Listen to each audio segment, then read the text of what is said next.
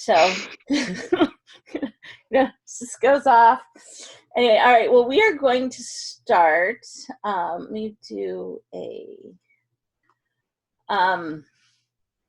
So welcome back to the boot camp, week 2 on noticing. Now, this part of the boot camp is what most of this will entail. Everything I didn't record the first time, except for a couple of things at the end. And we're going to go much slower, I hope, and then we'll get more out of it. You guys are welcome to, if you have questions along the way, to just go ahead and interrupt. It's fine. You wait till I get to a stopping point, or throw a question if you have it into, if you have a gaggle of children that are screaming in your background, because we all homeschool, just put a question in the chat, and somebody can just, like Melissa or somebody, can just let me know that there's a question there, and just ask me when there's there's like a big space. puddles on the road, but there's no puddles at our house. If it's in front of Miss Brenda's, no, that's fine, but not going towards the stop sign. Yeah, that's where it is. I'm going to actually, Mia, I'm going to mute you because I'm hearing the whole conversation. All right. So we're going to start. I think we'll just go and we'll see what happens from here. All right. So I just want to start with, so we're doing, this week is on noticing, but I want to start with what makes Gatenyo different. Most of us here, if you've been in the Facebook group at any time, then you know, or you at least have heard the name Caleb Gatenyo. And I just want to let you know a little bit about who Caleb Gatenyo was. He was probably the most prolific math educator of the last century. He has had a profound effect on math education, public math education, all around the world. People who've spent any time in math know who he is, except for the homeschool community. So he's probably the most famous math guy you've never heard of. One of the people that he worked really, really closely with was Dick Tata, and Stephen Hawking called Dick Tata the best math teacher he ever had. So if you can ever find any of Dick Tata's books, they're right in line with Gatenyo's thinking, and they are excellent math books if you can find them for less than $150. So he didn't create Cuisenaire rods, but he popularized them, and he's probably the only reason why you have ever heard of them at all. So there are 3 primary things that make Gatenyo's approach to teaching math different. And the first is the notice, wonder, discover, only that's not what he called it. And you're going to see that the whole notice, wonder, discover ties into everything else. So he used the words like observation, notice, awareness, reflection, thought, consideration. We use notice, wonder, discover because it's easy to remember, and it describes this process really well. The next thing that he is famous for is the subordination of teaching to learning. And this idea has to do with what's being taught and how. So we're not addressing this today very much in detail, but you'll see that if you're using notice, wonder, and discover and doing it well, that it affects what's being taught and how. And Gatenyo said that a teacher's role is not to pass on information, but to make students aware. Aware, first of all, that there's something to learn, and then 2, that there's something to notice, wonder, discover. And we are provoking our kids to think by asking particular kinds of questions. And then we're going to talk about what those questions are throughout the boot camp. And then the last thing that makes Gatenyo different is his insistence on algebra first. So Gatenyo had this idea that everything is about algebra, and algebra is officially, the definition, is the study of math symbols and the rules for manipulating them. So if you're in the Facebook group, you're often going to hear me mention you'll hear me mention this all the time. If you focus on the symbols and the rules that govern the symbols, the rest of this stuff will take care of itself. You don't have to work on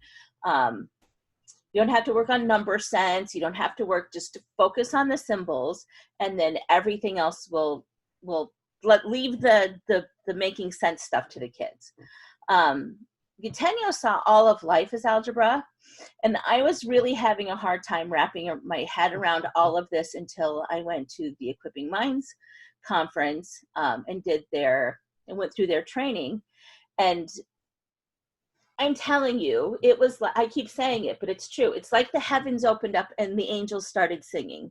So what I would like to do for you guys is just open the heavens up a little bit in my weak and feeble way, and just let you hear, hopefully you guys will hear angels singing. So we talk about notice, wonder, discover. We want to talk about what this is. So notice, when I use that term, I specifically mean any information that we take in. And I'm going to narrow that to, Gatenio would use noticing, and John Mason, who is also a colleague of Gatenio's and brilliant math educator, you should pick up any of his books if you can find them for less than $150. Anyway, they would use notice for anything that you happen to notice. For our purposes, for notice, wonder, discover, I'm going to narrow that down to what we notice and what we can recall later. When I use the term wonder, I mean any question we would ask about anything that we noticed. And when I say discover, I mean the ability to communicate what was noticed and what was wondered, and any truth that we uncovered. And that communication can be for our own purposes or for communicating to others. Now, each part of this cycle offers another opportunity to generate more noticing, more wondering, and more discovering. So John Mason called this the cycle of awareness. And so so did Gatenio. He didn't use those. He just said that the more you notice, the more it leads back to more awareness, and the more that you reflect and note down, the more awareness you have. So he wouldn't call it the cycle of awareness, but he meant the same thing. So Dr. Brown from Equipping Minds and Feuerstein, they would call this the 3 phases of learning. So I'm not going to use any of those because I can. I'm going to just come up with my own term, and I'm going to use mostly what Gatenio would have used, which I think is the algebra of learning. And it's the whole process, this whole process, what connects algebra to all of life. And if we just expand the whole term of algebra to mean the study of the components of any subject area and the rules for manipulating those components, then this is the idea that I think Gatenio was getting at in his writing about all of life being algebra. And I'm going to propose to you that you have never learned anything in your life without notice, wonder, and discover. So today, we're just really going to be talking about noticing in depth. So that's the first part of notice, wonder, discover. And then in the following weeks, we're going to cover wonder and discover more fully. So when we notice, what we're doing is gathering information and figuring out where we are, what's happening, what am I looking at, kind of assessing our environment. So how we take in information. If you taught pre-K kids, kindergarten kids, this should be familiar to you. We take them in through our 5 senses. We have sight, hearing, touch, taste, and the last one is smell. Oh, see if I can go backwards. All right. Now we can just haphazardly notice stuff. We can do that. or we can, over time, teach ourselves and our children to be systematic about it. And part of what Gatenio does is help students organize their thinking. And we should start doing that from the very, very beginning. We want to help our kids notice categories and articulate them. And when we notice, there are categories of questions that we can ask ourselves that will help us notice. So when I was at the BBL, one of the things I noticed that they were doing, or that the teachers were doing, that their role was to ask the kinds of questions that helped kids clarify their thinking. And when I had asked them about this, like I observed this and I mentioned it to them, and one of the teachers actually hadn't thought about it that way, but then agreed with me that yes, that's exactly what they're doing. Oh, hold on. Did we lose our share?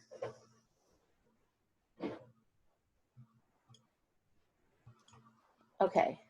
I can still see it. All right. All right, so the questions that we're going to ask, one of the first sets of questions that we're going to ask, the category of questions is the who, what category. And we're going to notice that the who, what category gives us mostly nouns. So we will have, what do I see? We can ask, what is the question? And in math, we would ask, what am I counting? When we're thinking about math, there are some non-traditional who, what questions we need to keep in our mind. And this is going to be true of any particular subject you're studying. So in science, we might ask, what is this made of? If we're problem solving, we're going to want to ask, what's the question? In literature, we might ask, what's the plot line? So in math, there are some questions that are at the heart of understanding. And if you're using Gatenio, you're going to hear questions like, what is the measuring rod? What's being measured? What am I counting? Again, so before we start doing that, we want to look at some of the potential problems that kids are going to have in the noticing phase of learning. And these first three that I'm going to cover are pretty broad categories. So they're going to apply to other areas, not just the who, what category. So the first one would be blurred and sweeping perception. So if your child, if you come to noticing and your child has blurred and sweeping perception, they may have a hard time distinguishing forms, shapes, size. They might confuse letters that look alike, or they might confuse letters that sound alike because they're not able to distinguish the sounds when they're hearing. And probably the biggest problem is they can't list details or select relevant details. So they may notice the sound of a car in the background, but not the fact that you're talking to them and giving them an instruction. The second problem that kids could run into is that they're impulsive and they don't explore the learning situation in a systematic way. And this was probably true for me when I was a kid. So kids who have trouble developing systems are often, because they don't have a way to work, you'll notice a lot of impulsivity. They rush into situations without a plan. They do tasks immediately or quickly, too quickly, and in a haphazard and disorganized way. They have poor investigational skills, and they won't see the need to be careful and precise when gathering information, and often they lack self-control. And one of the other broad general categories of problems that kids will have in the notice phase is that they have impaired verbal skills or a distorted understanding of the necessary language. And there are two separate situations when it comes to language. So a child might have a condition like autism, which impairs all language, or maybe a child is verbal but has a hard time retrieving language. Now this puts obstacles in the way for a student, and he'll have trouble labeling they'll have trouble labeling what they see. And the other potential problem is that perhaps a child speaks just fine and they can retrieve language just fine, but they have a very fuzzy understanding of the language used, in a particular field of study. And it doesn't matter. Doesn't matter if we have the language, if we can't use it correctly in a way that helps us gain better understanding. Now, most of the problems in these areas can be addressed through systematic notice, wonder, discover, by speaking with clarity, by labeling, by proper mediation, and helping kids develop systems when we get to notice, wonder, the whole notice, wonder portion, or the wonder, discover portion. So we're going to go to do some who, whats on this picture. So let's say we have a child who experiences blurred and sweeping perception. They're not going to notice details. And so we want to come up with a way to notice everything. And one of the things that we could do is first go through and list all persons, and then we could go through and list all things. So I'll let you guys go through and do persons and things.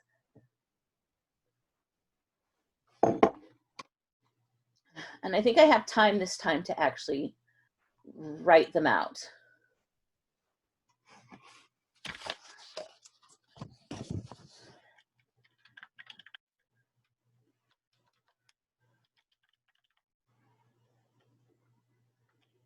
Last time we did Goldilocks and the Three Bears. I thought I'd just mix it up a little bit. All right. So we're just naming what we're seeing, right? Name, yep, we're gonna come and do noticing, and we're gonna notice what we see, and the first thing we're doing is our who, what. So what are we looking at? Okay, so 3 boys. So that's interesting. You said 3 boys. Now three That's is exactly counting. what I was going to say. Right, so 3 is counting. And we could say, well, we can just say boys, or we could say, we could leave them as 3, and then later, right, later we could come back. We could come back to the 3 as part of, and count 3 boys as 2 different things. They're persons and they count as quantity. If you're having trouble with noticing like what kind, how many of what kind, you'll want to separate those 2. If your child's having trouble with how many versus what kind, we wouldn't want to let them say 3 boys. We'd want to know what kinds and then do how many. Anyway, but that's perfectly fine. So we have 3 boys. 1 dog. The dog.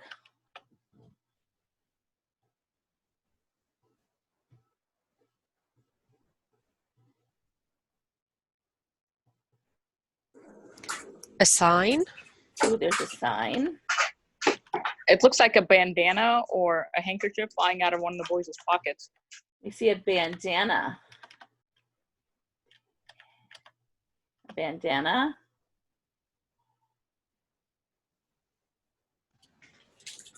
Only 2 pairs of pants and a hat. I don't know what happened to the 3rd boy's pants. Hat, pants. So that's a good question. So we're getting here, but this is how it works usually. So we're going to put this over here. I'm going to just put this here, and I'm going to type down here, what happened to the boys' pants? That is our wonder question. Well, they look to be running, so why are they running? Okay, now wait, we're getting into movement, but yeah, so why are they running? Why are they? We want to just do notice first. We're getting to wonder now. You're wondering, but I would like to do, Okay. let's do notice first. Their hair is wet, and they're running barefoot. So we have bare feet. Well, I mean, they're just generally partially undressed. So I guess that's a thing. So half naked. So some of these are, so when we do half naked, these are kinds. So we have bare feet, tells us the kind of feet. And then half naked tells us kinds.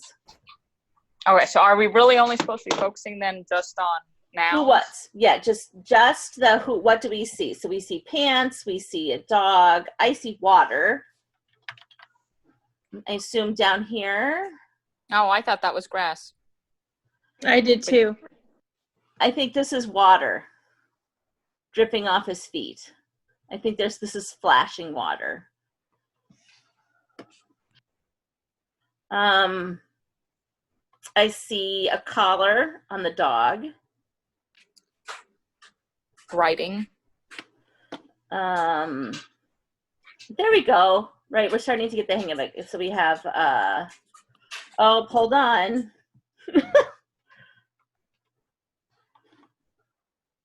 Okay, so we have,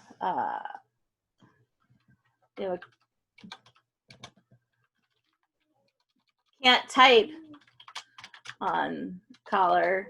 We see writing. We have a bandana. We've got pants, shirts, Buttonholes and buttons. buttonholes, buttons. I see 1, 2, 3 arms. Oh, I'm just going to put arms.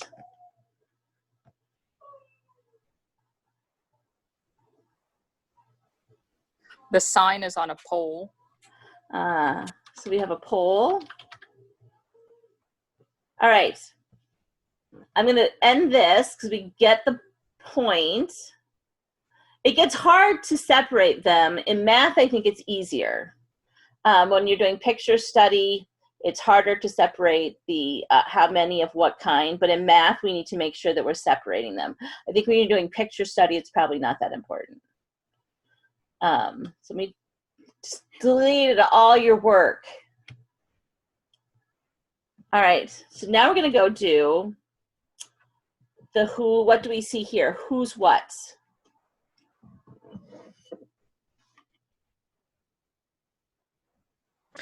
A train of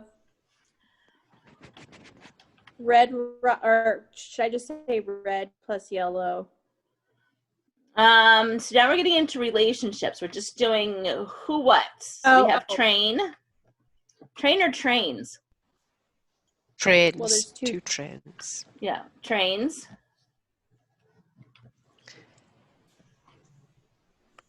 There's 2 red rods. So I'm going to do, because red is a kind, so I'm going to just put rods. This one's pretty easy. I mean, Oh, okay. we got trains, we got some rods, right? That's mostly it. Who's and what's, there's not, you know, you could, if you add other stuff to it, then, you know, you might notice a staircase. You might notice if we had one of those. You might notice if there's a square, if we had those. But right now, we're just looking at the who, what's. And it's just rods and trains. All right.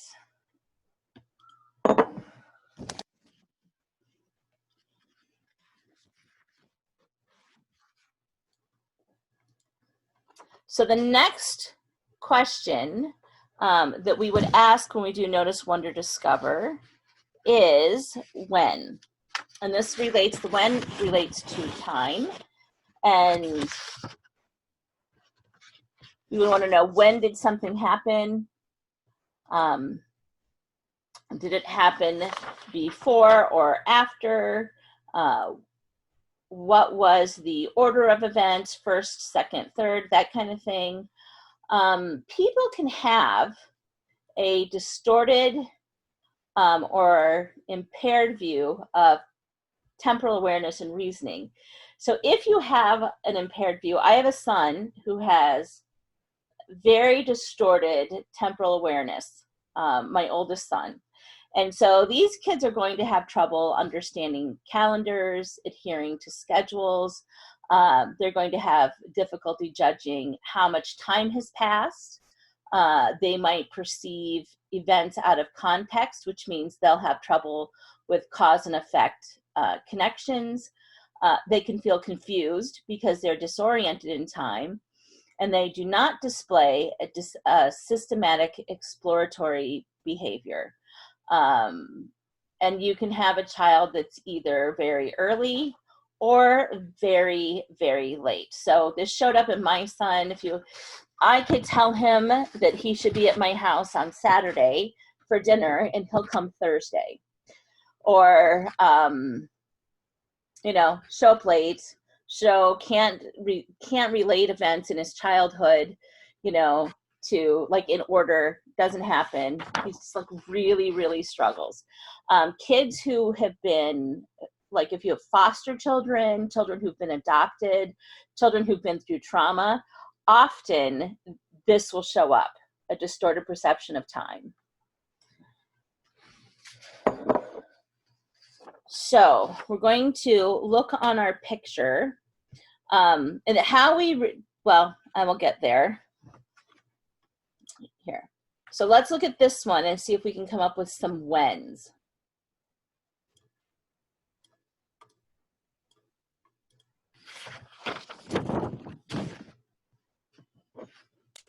During the day. It's day.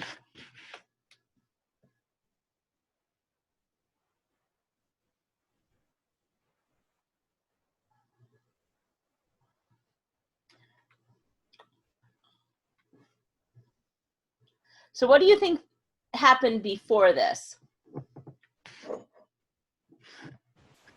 Swimming.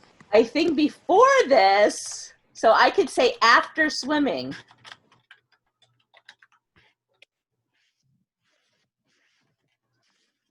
Probably what else happened before this? Being spotted. Yeah, I would say they were in trouble. Yeah, they did. So it's after they got in trouble. Mm-hmm. Something happened. Yes.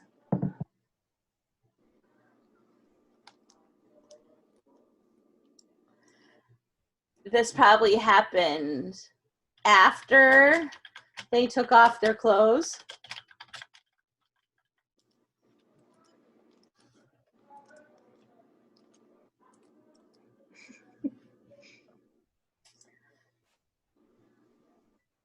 What's cute is the dog is like right there with them. Yeah, I was looking for pictures to do, and I needed to find one that was in the public domain. Yeah. And there's all of these really nice, like, ones that you would do for homeschool picture study. And then there was this. And I was like, no, this is way more fun. This is way more fun.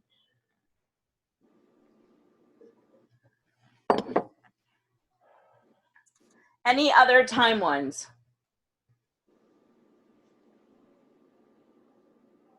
The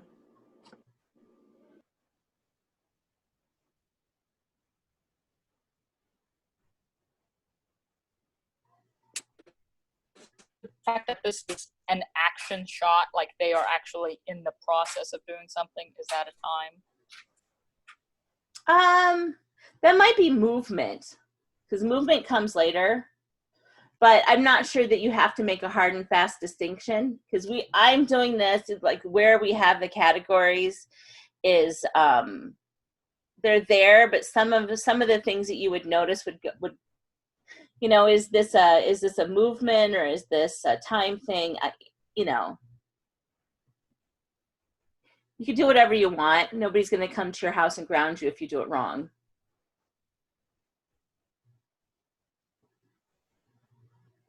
I'm coming to at it from an Aristotelian perspective, and categories are important. They are, but I'm not sure that they're all easily, like, I'm not sure everything's so, like, I think that's a great thing. I don't think they're easily definable always.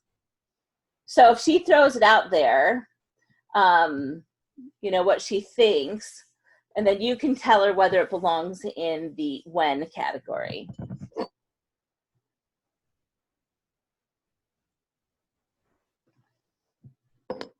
Lacey posted in chat that it appears that it is before they are out of the clear. Before they're out of the clear.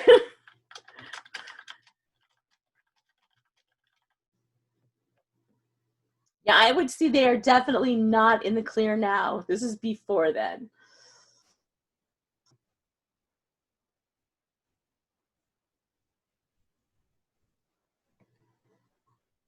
This is also before they get dressed. a second time.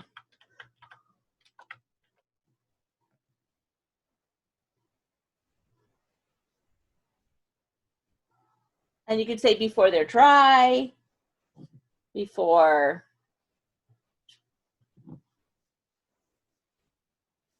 Now you could come up with a story about what happened, like about what this is about. And that's one of the things that we do for story problems is you just have this picture and then we come up with a story and then we write math problems about the story.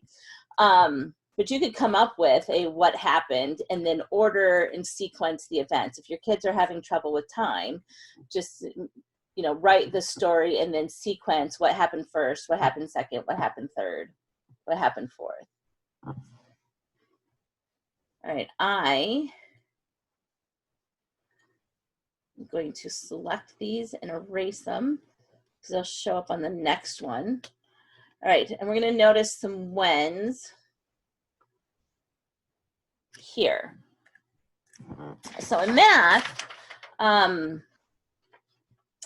we deal with time all the time. So most of us are probably going to think about standard algorithms and how we execute them. There's always a procedure that we follow, and you do something first, second, and third. Or we have orders of operations, and that tells us what to do and when. But there are lots of ways of showing time. So if you're using Gatenio, you'll note that we introduce brackets really early to show that something was done and then something else. So I have this train up here. And if I had it here, I would say, well, first I'm going to put that back.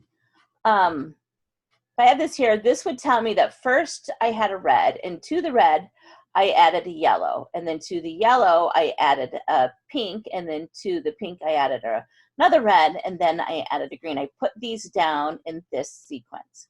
I wrote them like this. All right, but I could also do this. I could first build a red and yellow train, and then to that red and yellow train, I could build another train of a purple, red, and green train. Now, if that's what I did, then I would write in brackets, red and yellow train, red plus yellow. And then I would add to that in brackets, purple plus red plus green. But there's lots of ways. What are other ways that I could show, just leaving these particular rods here? How else could I do time? This isn't the only option for doing time. How else could I show it?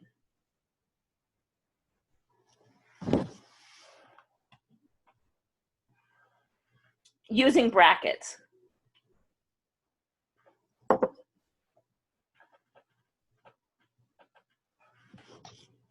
So you could do red plus yellow plus pink in brackets. Red plus yellow plus pink. In brackets, and then plus, and then open brackets, red plus green. All right, what about this one here? Let's say I have this on the top, and I want to subtract this from the bottom. Using brackets, what would I write?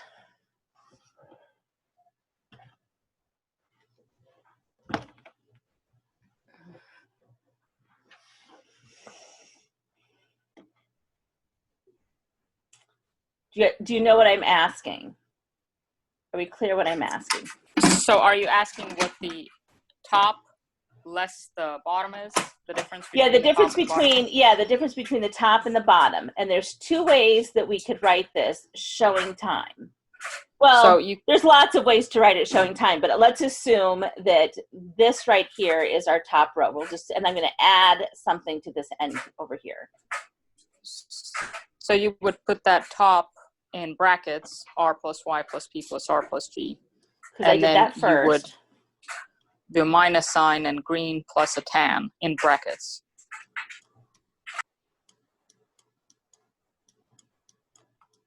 Okay, is there another way I could write it?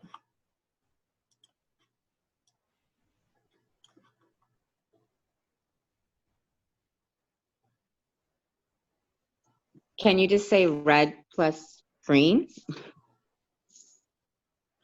Red plus green. Over here, you mean? Yeah, because that's the difference. Yes, but I want to write what I did. That's the thing Okay. I'm saying. So I'm assuming I built this whole train first, and then I could do something like subtract this whole train. Then I built. So this is what this is saying. I built this train right here, and then I subtracted this train. But I could do something else. I could. Where's my eraser? I could have built this entire train here, and then I could subtract the green, and then I could subtract the tan.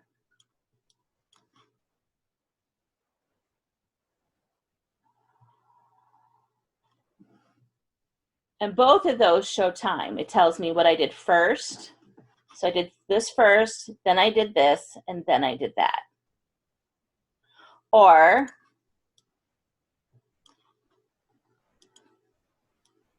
first I did this. Hold on. Then I built, so first I built this train, then I built a green plus tan train, and then I subtracted the green plus tan train from this train over here, which I'm not going to read. And everything that we do in math, like every change that we make, there's notation that follows it.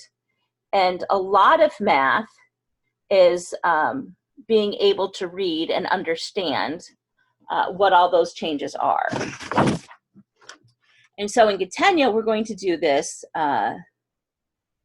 very slowly, and we're going to develop your child's skills over time. All right, where am I?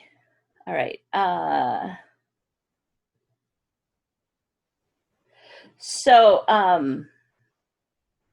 was going to say, it's interesting that when you do math on the rods, they're particularly suited for showing the effect of time on both how an expression is written and its outcome, because every change we make shows up in notation. And for students who are really struggling with cause and effect thinking, studying the effect of your actions on written symbols would be a worthwhile thing to study, but you're going to really need to do a really good job of mediating, if your kids are having trouble with this, mediating time outside of just doing math.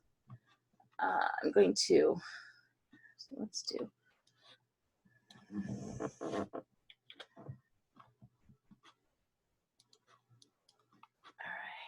All right. So we did when. So we did who, what, then we asked when, and our next question is where or position, location. And these are going to be mostly prepositions. And when I was a kid, I had this wonderful fourth grade teacher, Mrs. Zevenbergen, and she said that for prepositions, we didn't memorize them. We learned anywhere a cat can go. And that is still my favorite definition of a preposition. So we're going to have things like over, under, between and next to. If we're using Cuisenaire rods, we'll say end to end and side by side. When students have impaired spatial awareness, they're going to have trouble with labeling things accurately, and they're going to have trouble with, they might say above when it's really on. And since one of the problems with noticing well is language itself, either your child isn't able to use the language, or the meanings aren't clear. We need to be really specific about our language. So there's this book called Twice as Less, And it's about how non-standard use of language, particularly prepositions and conjunctions, make it really difficult for students to succeed in both math and science. And so we want our students to use precise and accurate language. And part of what we're doing when we do Notice, Wonder, Discover is not just about gathering information, but looking to see where the possible problems might be for our kids. And one of the remedies will be for us to use and model precise language, and then making sure that you and your children agree on what that definition is, and then insisting that they use precise language as well. So you'll see what happens when you don't understand a subject very well as you start using imprecise language or vague language, and we have to just say we don't know, and then go find the proper language that we need to use. And additionally, kids who have trouble with spatial relationships are going to have a hard time understanding the relativity of spatial concepts. So they're not going to understand that my right might be your left, or they're going to have trouble using space efficiently. They'll often point rather than using directional words. They're going to have trouble judging space, so they don't give personal space, or they assume that there's more space than there actually is. So I have my youngest struggles with spatial awareness, and we now know, because of things that we've done, actually how much he struggles with spatial awareness. I didn't really understand. I just thought he was being careless. But he would do things like run in front of people. Like he would run in front of people, assuming he had more space than he did, like in the grocery store or out in public. And I was afraid he was going to kill somebody, because he was just like, old people just run straight in front of him. But he was really thinking he had more space than he actually does. And now he knows that he has spatial problems, and he has to get permission before he does things like that.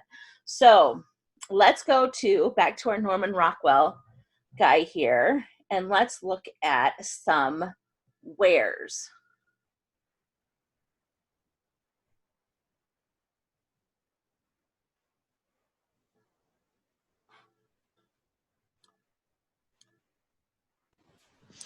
So dog between boys or legs.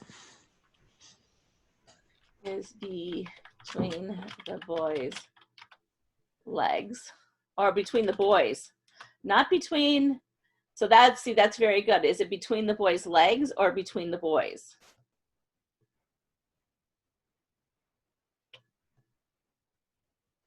Yeah, you really can't tell for sure. Well, I think this leg ends, and this would be an outside leg, and this is an outside leg, and he's between the two boys. If he were between this boy's legs, or in their legs, that would be for a very uncomfortable run, I suspect.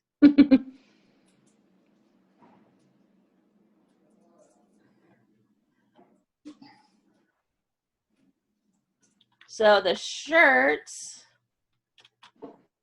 are, so this boy's shirts, I'm going to put this boy's shirts and pants are in his hands.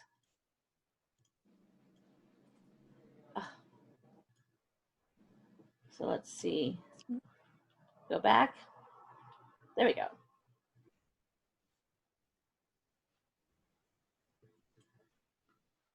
Are in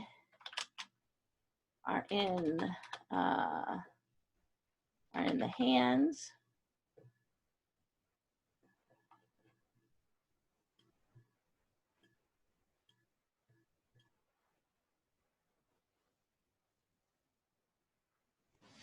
Would you be specifying like first, second, third in this picture? Yeah, you could. At this time? Well, you can. You can't, because you need clarity. So that's one of the Right. things.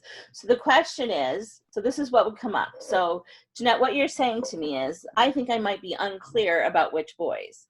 So then I would say to you, if I'm going to properly mediate this to you, what solution can we come up with so that we know which boys we're talking about? And I would wait for you to give me a solution if you're my child or I'm working with you. So the question is, would you like to label the boys, Jeanette? Personally, I would. Okay, so what can we label this boy?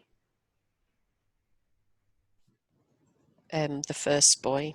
So we'll label this boy 1. What would you like to label this boy? Second.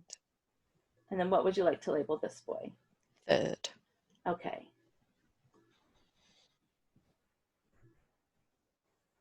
All right.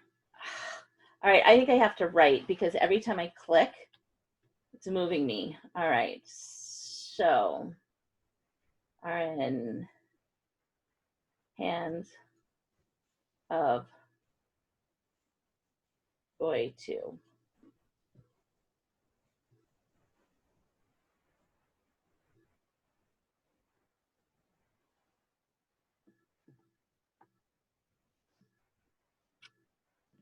So all boys and dog are in front of the sign. Boys and dog.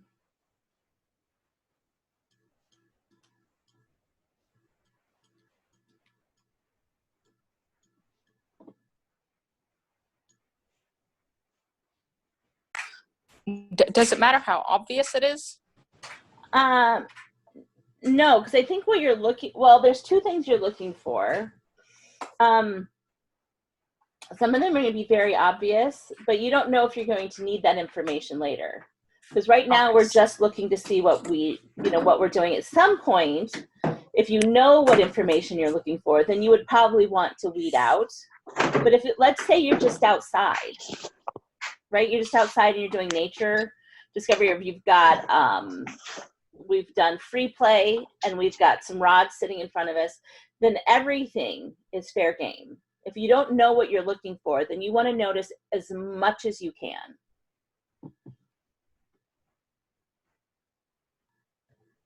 Can I do another one? You can. Okay.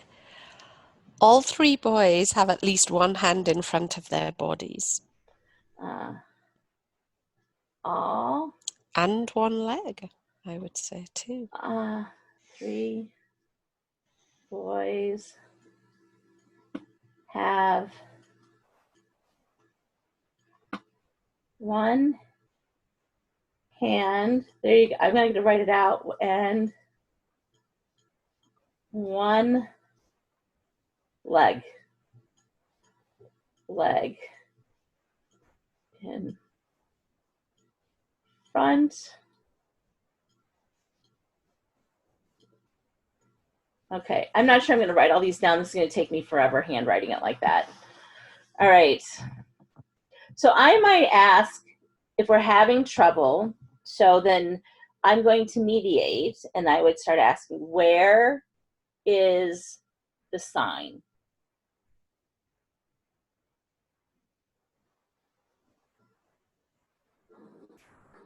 Behind the boys? That's one word we could use, behind the boys. Then Parallel to them? Parallel. Somebody mentioned something earlier, though. They said there was, that we noticed a sign and we noticed something else. What was it? The pole? The pole. So where is the sign in relationship to the pole?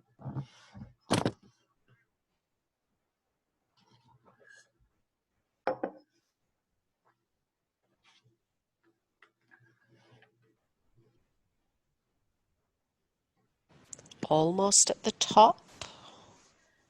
Yeah, so it's almost at the top of the pole. And is it on the pole? Is it in front of the pole? Is it behind the pole?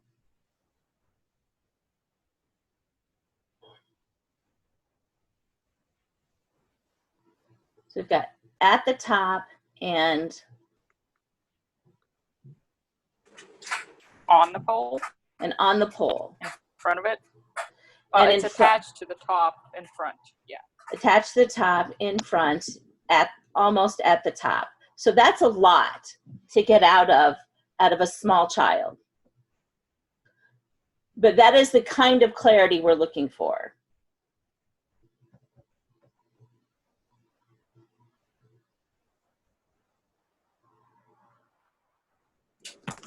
So earlier you were talking about like a storyline.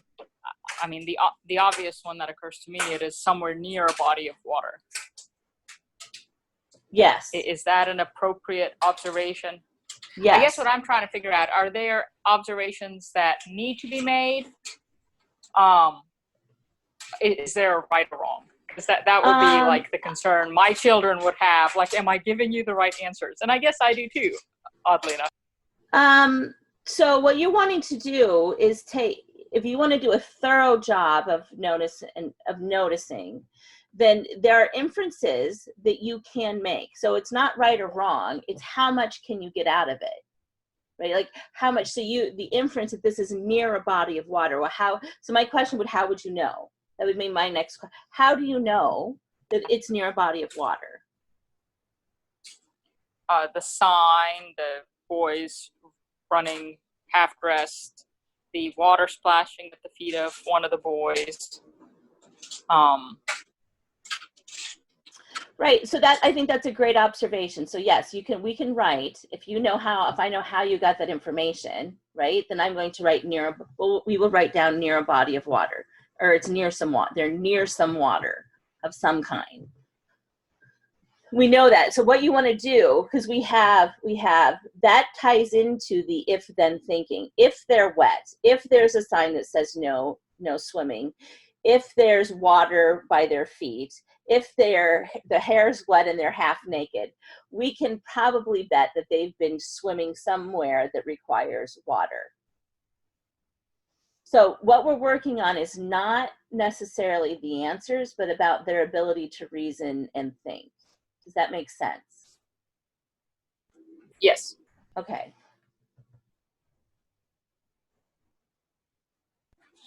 Would you, going along with the concept of precision of language, would you expect precise reasoning about something where there's inference?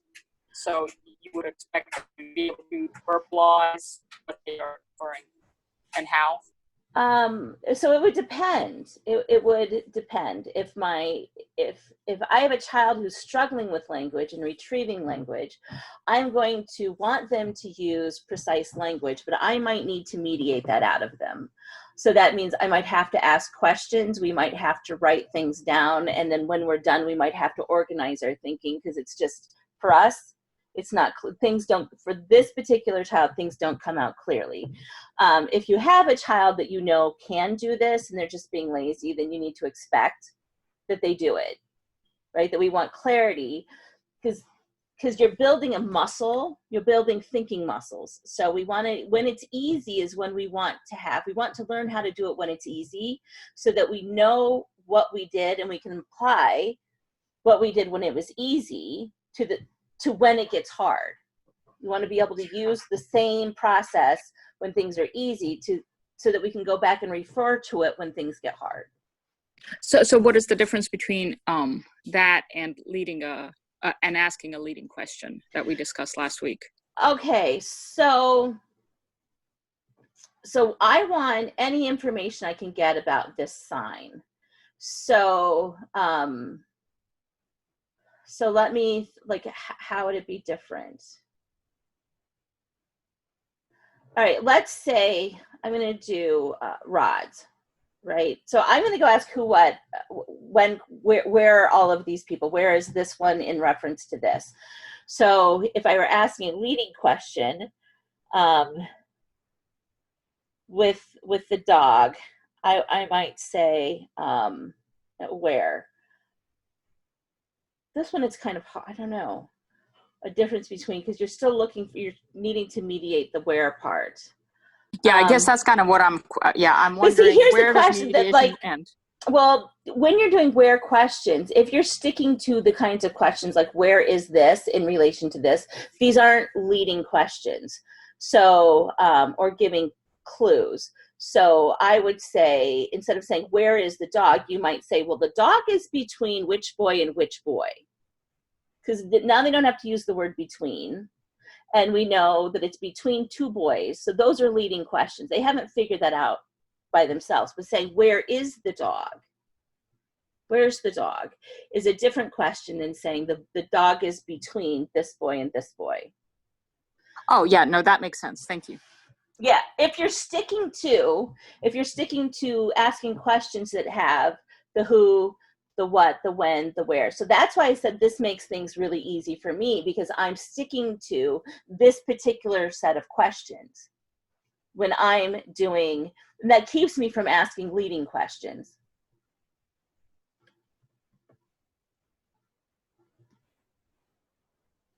You know, or if I said, on the boy's foot, there's some wah. Wah. Wah.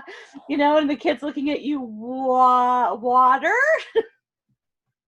Yeah, no, that actually makes perfect sense. No, the distinction is actually extremely helpful, because I think I had kind of, being new to this, I had kind of said, well, sometimes you do need to ask questions. So that's right. So I guess a leading question would have a clue towards a correct answer, whereas here you are asking questions that are solely on, that will still rely on the child to make the observation.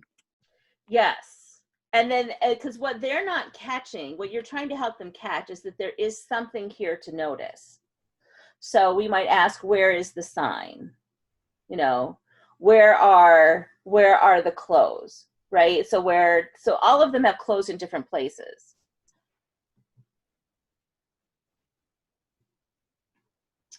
Where's the dog in relationship to boy number one? So they still have to come up with the he's in front of, or he's behind. That's the language. Now here's the thing, though, we have to be careful. As I say this, we'll get this.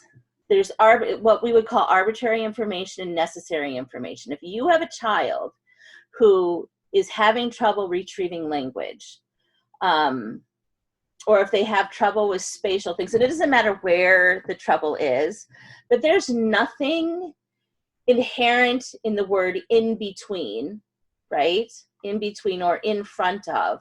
Like in front of has to be, the kid can't figure that out on their own. Right? You have to tell them. So that would be necessary information. We have to say, here is what in between means, and this is what we mean. So when I said, this is what I'm going to use the word notice. And when I say notice, I mean gathering information. This is what I mean by notice. When I say wonder, I mean any question that we could ask, so that you're clear about what I mean by what I say. And so if we're not clear about the language, or they don't have the language, then that must be given to them. And then we need practice using it. Does that make sense? Yes. Okay. And Gattegno would call that arbitrary and necessary, the two different kinds. We never give arbitrary information. It is information that could be just as easily be anything else. And those are usually names of things. And the necessary information is things that kids can figure out on their own, and that we don't give them that information.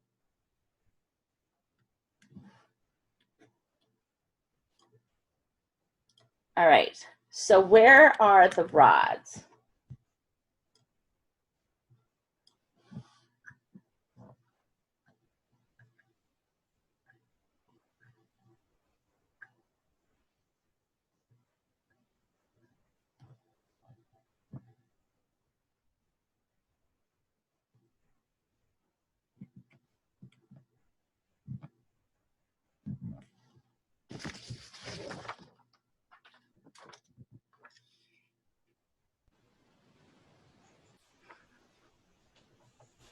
So could you say something like, the bottom train has a green rod next to a tan rod? So it's, a green rod is next to a tan rod. Can you tell me more about next to?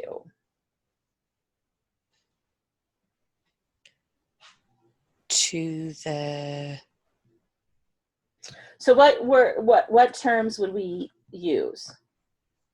before the green rod So we- is before. Right. So next to is something that's not clear.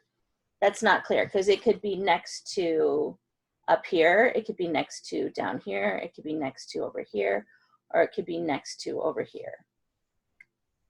So that's fine, but I would like clear, like I would write next to down, and then I'm going to ask for you to tell me more about next to.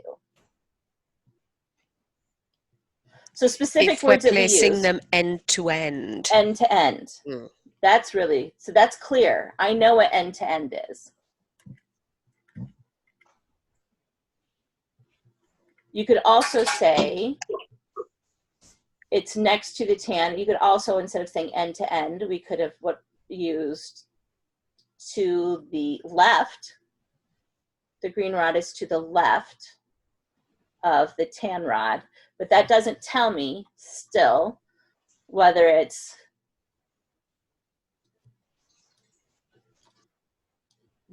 this way to the left or this way to the left. So we can still use left or right. We just want clarity. So Sonia, a quick question. Is the preliminary work where the children play with the rods, is that where they are learning these terms? Like the difference between next to and end to end, etc.? Yes. So the very beginning and what we, so we're establishing so that we can communicate with each other and we all know what we're talking about. How Good Tenure works is you have there's only a few, there's six structures. That's it. And that teaches from kindergarten up through much of high school math. And on these structures, we start putting language. So we start out with side by side, end to end. Then we're going to add the language of addition. Most of it stays the same, still building trains. Then we're going to add addition. And then to those trains, we're going to add the idea of single color trains. And then to that, we're going to add the idea of multiplication. But the train is still the same. Colors haven't changed. All we've done is put more language on. So in the very beginning, we just start painting, kids start playing with the rods, we start seeing how it works, and then we're just going to start, over time, just painting language on top of those structures.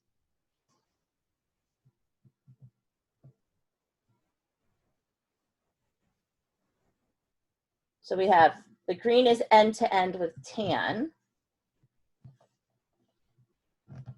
Light green is end to end with tan. Any other location?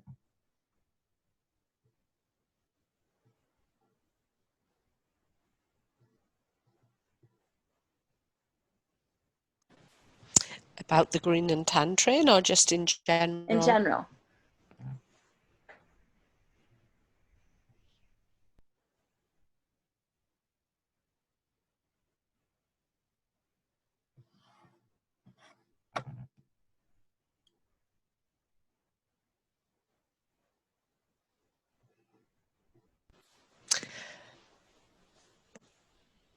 The longer train is above the shorter train? So that's interesting. Is it above or is it on?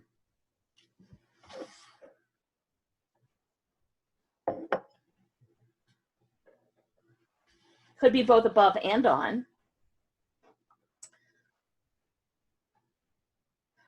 But there would be a distinction if I said this is here and this is here. So this is above this one.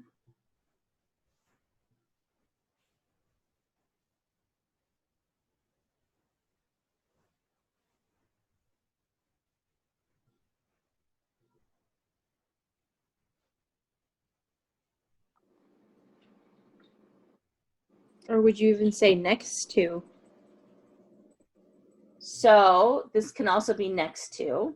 So that I think above and on and next to, but I think we have to have clarity about what we mean. So above could mean, if I said, can you build me a train? So this is very difficult. We don't appreciate how hard it is to actually communicate. Yes. So if I said, build me a train, and I want a yellow, or I want you to build me, to place a yellow rod above a tan rod. So on my table, do you mean this above?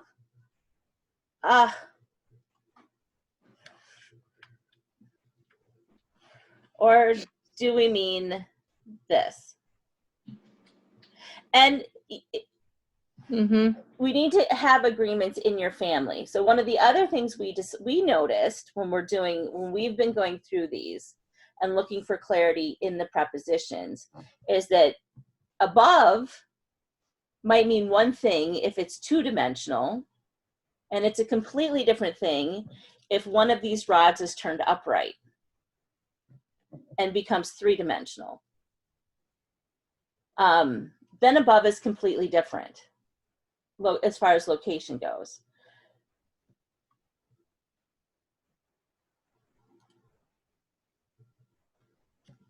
But side-by-side works. The pink is side-by-side with the tan rod. Side-by-side is very clear. We know because we've agreed on what we mean by that particular term.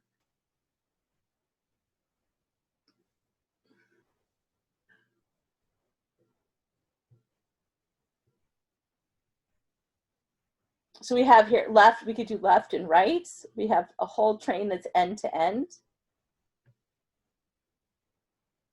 And again, above and below, clearly it's below, and clearly this is above. But we have on. So is this on? Like, what does on mean in terms of when we get to the last one, you'll see, because I have an image and it starts to get tricky. All I would say about these words is that you in your home need to agree about what you mean when you're saying things, and then stick to it. So if you say that above means that they're touching, they're above and touching, so that this one is above and that above can be on. If you agree to that, then you should make your kids stick with that. If it is, if this is above, right, but you're not using on, then, you know, if one is on and this is above, then you need to stick to that and have your kids do it, because clearly this one is not on. It's clearly above, where the other one is actually on. And so you'd have to have another definition for separating something that's above but not on. Can I ask a quick question? Yeah, go ahead.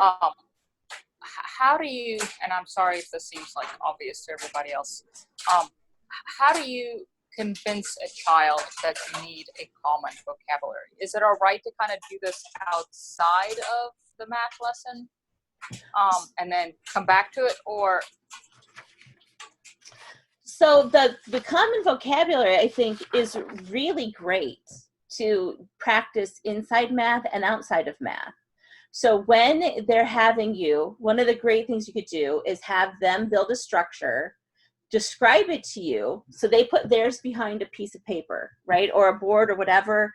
They build a structure, they describe it to you, and then you have to build it. Right? And it's not going to be what they saw in their mind. Like, oh yeah, that sounds great. Yeah, that sounds like a great exercise. Right, and then you have to come up with a way. Like, we all have to agree on terms and what we mean, or it's impossible to communicate. And this, the twice as less, that whole book is about that and you're going to see this more and more, particularly in teenagers and people coming up, because we have a non-standard use of English with texting and other things that we say, that it's very difficult now to convey meaning.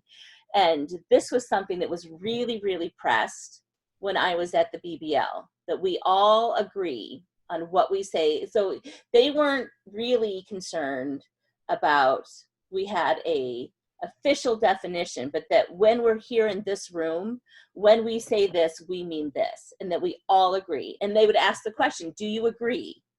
And then if everybody was in agreement, then that's the rule that we would use. Otherwise, you can't communicate at all. You know, you sit at tables, you listen to two people talk and they're in an argument, you know, and I see it now. And you see that one person is talking about one thing and the other person is talking about the other, and they're getting angrier and angrier. And it's clear to you that neither of them are talking about the same thing. So it is very, very difficult, but yeah, practice it, because it's definitely, and it's a good thing for them. What you're trying to do is make them aware. So whatever opportunities you can take to help them become aware, take them. Yeah, this is kind of mind blowing. I mean, I've been aware of this problem. I never thought that I could use math to ameliorate it. Right, the rods have this great, like every time I went through this, when we were going through this, I was like, we do this all the time with the rods. This is like Catenio, when he was like the things that he created.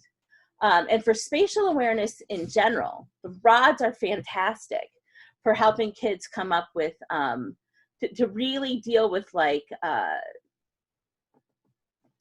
spatial awareness deficiencies. So at Gloria Vale, which is a school in New Zealand, and I found them because of Educational Solutions, and I was helping them with their teacher training, they came up with this wonderful game called Train Buyer. So the teacher, he's a train buyer, and he comes up with specifications for trains that he wants to purchase. So let's say it's a 5-car train, smaller than a 3-car single color orange train. So, right, so students are given a certain amount of time to build their trains, and then the teacher walks around the room and says, without giving them reasons, I'll buy that train, but I can't buy that train, right? I'll take these 2 trains, but I can't purchase this train over here. He doesn't give them reasons why he won't purchase their train. They have to go back to the original spatial constraints or whatever it was that he said, and then configure their trains to meet his constraints so that he can purchase their trains. Another game with that we used to play in kindergarten, you put like a buck or a barrier of some kind between you. One person builds an arrangement, and you can use rods or building blocks, whatever you have on hand. And then you have to describe it to the other person on the other side of the barrier, and they have to build it.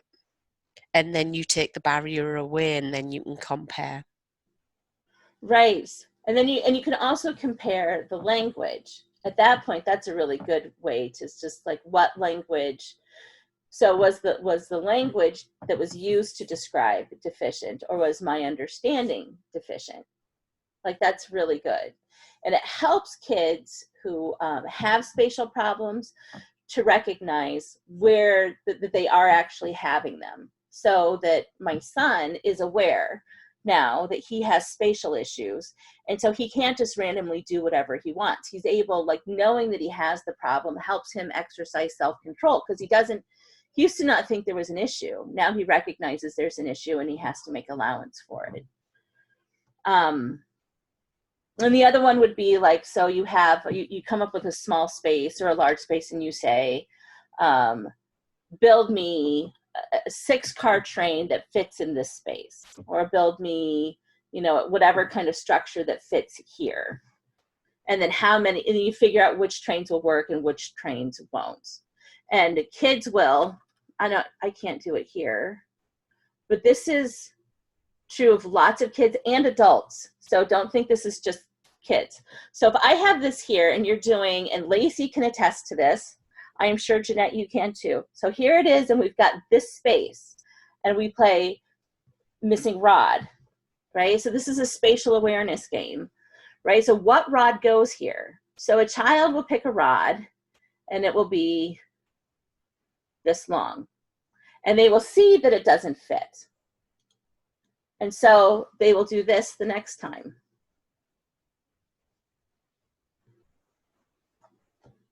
Right? Then they'll see that doesn't fit, and then they'll just go like this, then they'll pick this one. So you're seeing there, as they start to develop spatial awareness, like what actually could go there. And over time, then they are able to pick it out right away. They'd be able to recognize the space. But this whole process, I think, is necessary. And then Gattegno would say, just let them go. Just let them do that. But at some point, you know, I don't know how long, you know, if you have a child that you know has spatial awareness problems, then you might want to mediate it, you know, to help them become, is that one smaller than the one you already chose? You know, let it go at first, but at some point you'll want to mediate it. But adults will do the same thing. Like, there are a lot of adults with spatial awareness issues. So the next thing we want to get to is what kind. So these are going to be mostly adjectives, and our what kind answers are going to be things like red, blue, green. They might be answers related to size. So we have large, small, and big. Condition, so old, new, broken, soft or hard. It might be, you know, the shapes like trains, squares, or staircases. It could be feelings. So like, what kind of man? He would be the angry man. What kind of baby? The crying baby. It could be accessories, like a blue hat, a mahogany cane, something like that. So we're talking about anything that describes your who or what. So we're going to go over here and let's talk about whose or what. Let's do about what kinds here.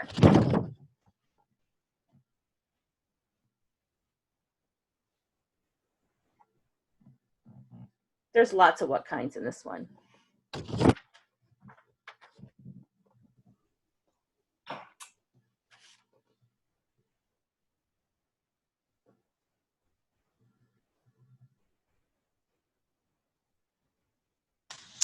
I would say the third boy looks pretty determined, like that look on his face. Yes, I would say boy too is scared. It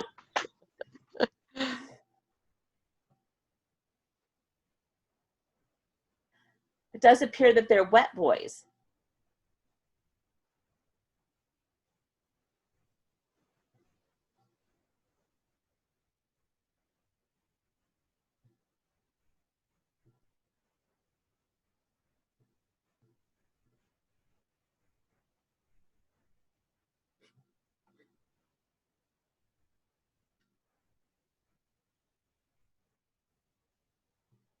So if I'm sitting here and I have a child who's not noticing, you guys aren't saying anything, so then I might go through and I might say, so what colors? Tell me about the colors that you see.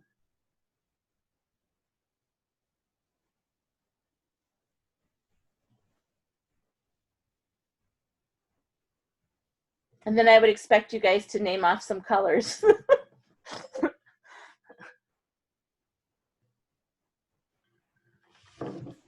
Red and white bandana.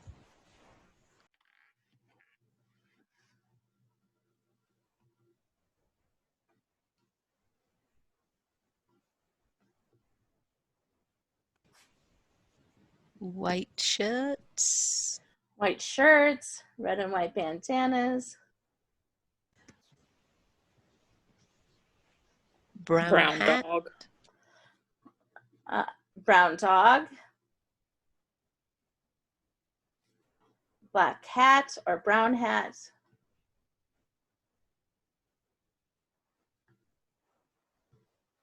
I see some gray, what appear to be gray pants. That orange from, is that pocket of that polka dot orange is very bright. Right here? Yes. Yeah, Jeanette called that red, but it could also be, I can see that it could also look orange. I see orange hair over here.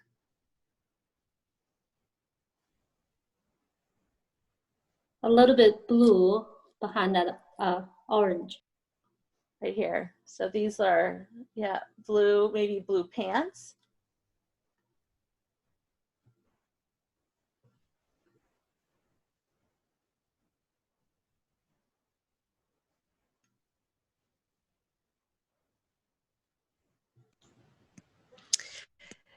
Faded side, like faded wood Yeah. on the sign. The sign is, so that's good, that's faded. I would say, because we didn't mention it before, that it's not just any sign, it's a no swimming sign.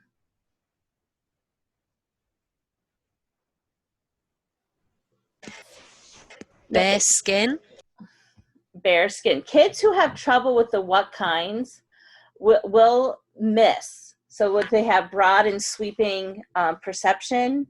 So they will miss things like the no swimming. So it might have to be pointed out to them.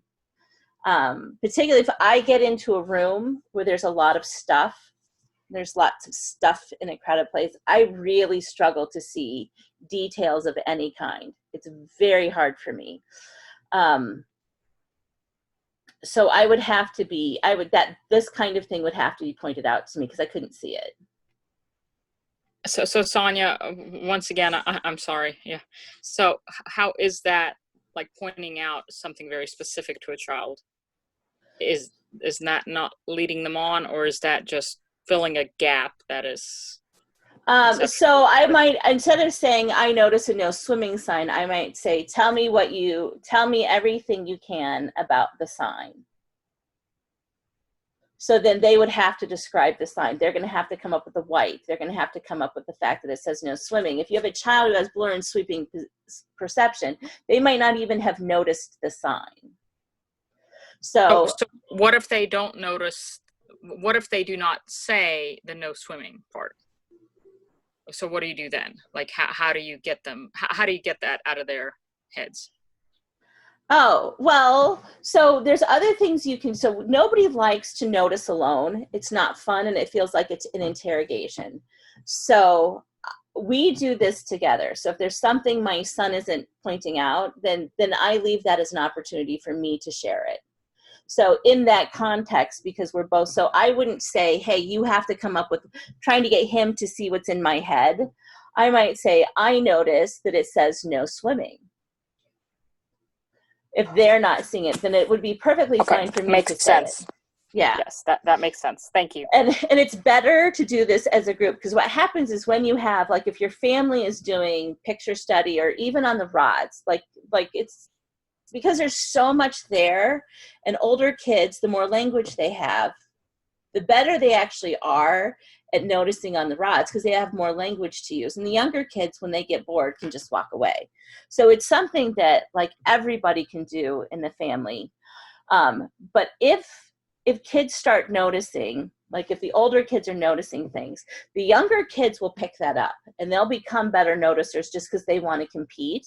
And so you should always use that to your advantage. They're like public pressure, peer pressure, because they'll look harder to come up with things that the other kids didn't notice. So it works really well to do this in a group and to do it as a family. So, you might notice that there's a shadow. I mean, there's all kinds of things on that sign that we could notice that would be something, and however much you want to get out of it is however much, you're gonna have to quit at some point. There's too much here to notice, right? But I noticed that the sign's white, but it's not really white, right? There's blue. This is blue, right? I noticed that this is split. I noticed that there was a nail here. I noticed there's a shadow here. Probably there was a nail here. Oh, look, there's a piece that's, so what you want to do is just get the kid to notice as much as they can about that particular sign.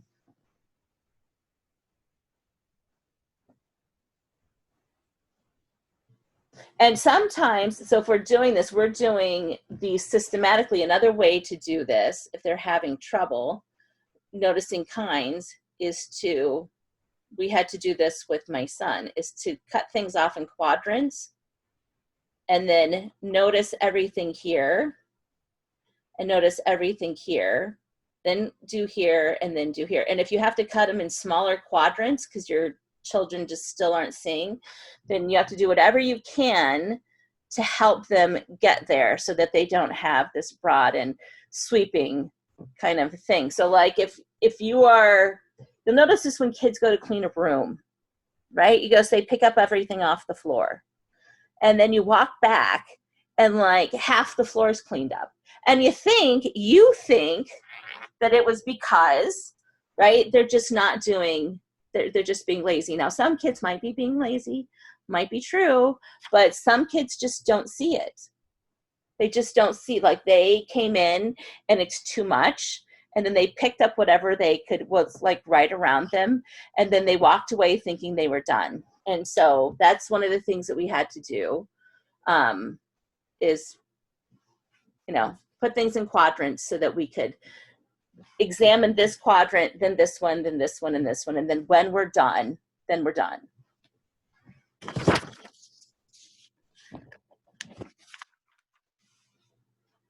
Okay. We could keep going on this, but I think we have the idea. And I'm going to go to what kind here.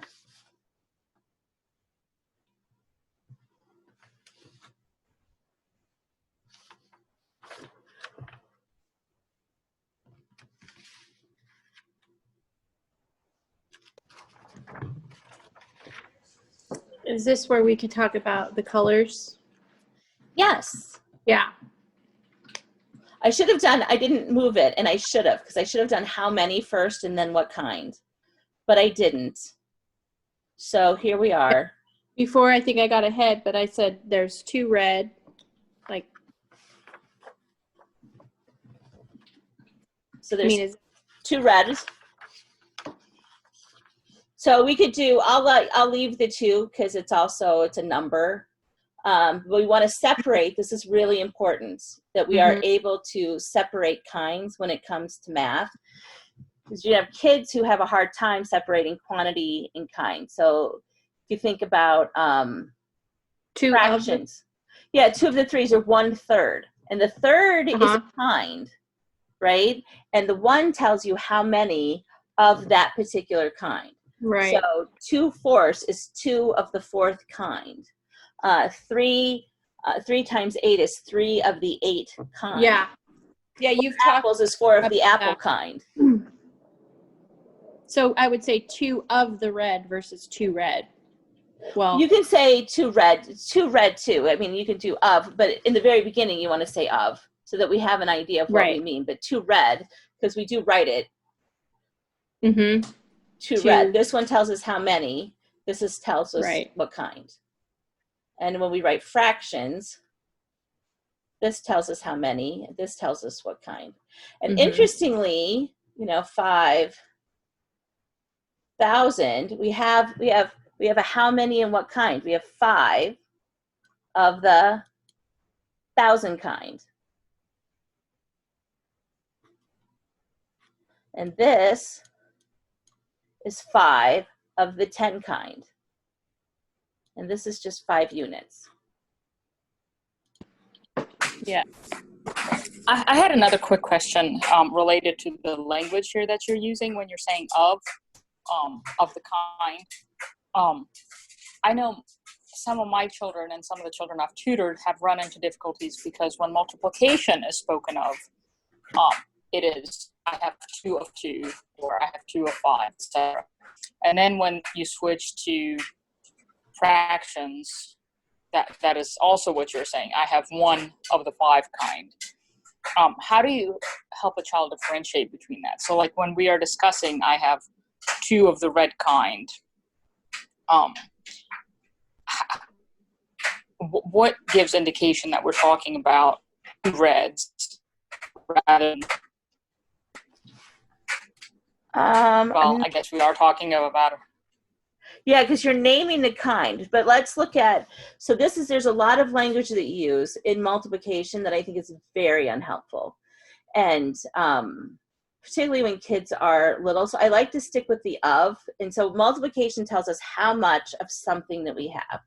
So you don't run into trouble if you're doing like groups, right? We're going to start doing groups. So we have 1 group of 5, right? Or we have 2 groups of 6. So tell me, please, how I do 1/4 of,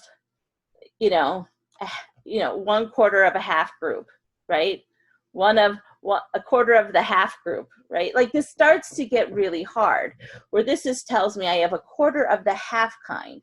So I have a half kind, or I have, let's call this my half. I can't do it here because I can't move rods. But if I could move rods around, you can make a half, and then you can make a quarter of that half. And you can see it's a quarter of this half kind. But I think the groups gets really confusing, though things are in groups. So, but multiplication is also scaling. But I just like the word of, tells us how much of something we have. So how much of some kind of thing.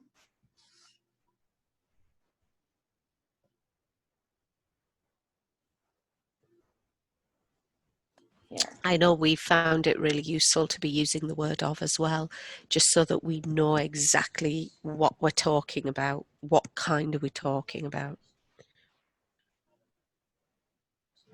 And it is I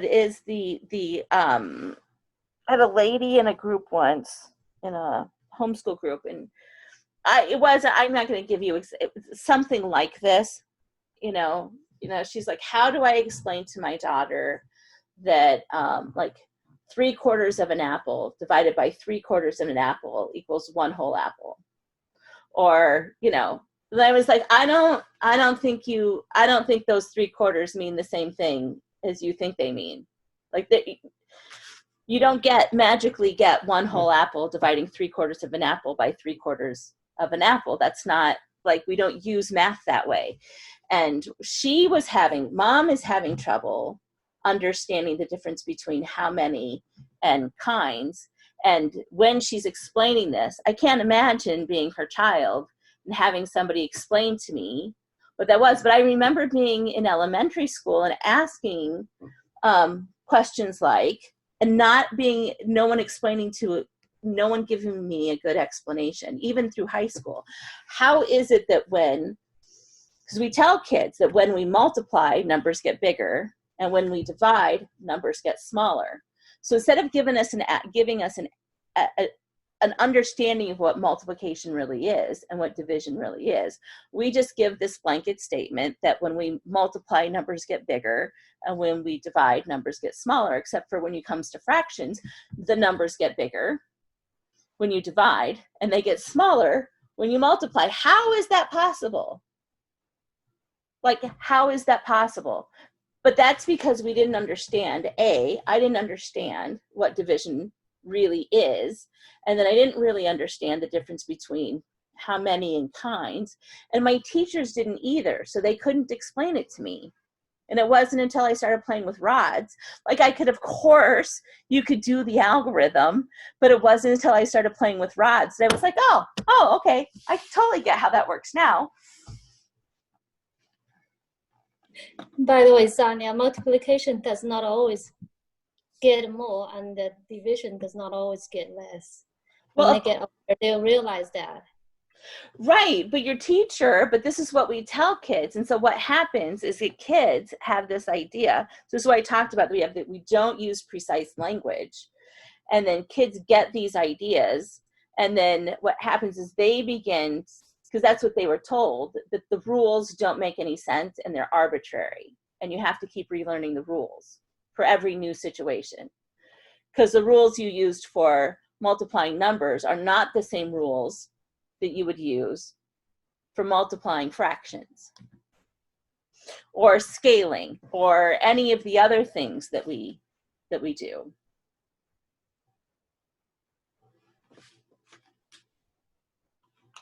Okay. Hold on. I was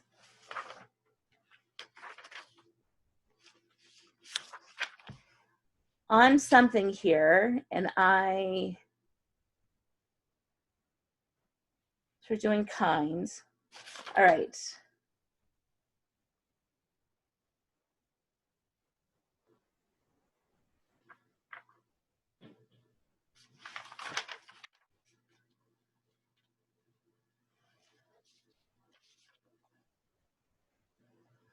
All right, so we did this one. Did I go through? Oh, no. All right, never mind. I'm reading my notes and I got lost.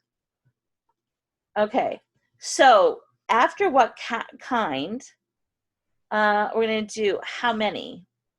And when we talk about how many, we're talking about things that can be counted. So here, we're going to have questions we could ask for how many of each, how many altogether, and then something like how many steps. If you're doing a procedure, you might want to know how many steps. And again, knowing the difference between how many and kinds is incredibly important. So we're going to go over here and do some how many here. Now, before we actually count things, let's talk about categories of things that we could count. So maybe let's not even count them. Let's just talk about things that could be counted. 6 legs. So we could count, so categories of things. So when I talk about categories, things that we could count would be numbers of legs. Now, do dog legs count? Yes. Do dog legs, and so we could count dog legs, and then we could count boy legs. How many boys? So we could count, numbers of boys. I can see 4 ears only. So we can count the numbers of ears. Ears on boys or ears on dogs and boys? You weren't specific.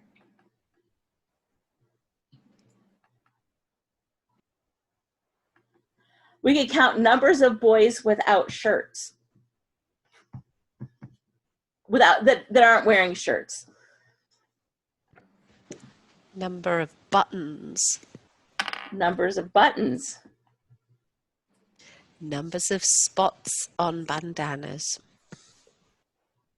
So we can count spots on bandanas. We can count Number of hat. number of hats. We can count the number of letters on the sign. Or the eyes we can see. Yes, we can count eyes. We can count fingers. Mouth. Yeah. Mouths. We can count mouths. So a lot of counting to do. Who would have guessed?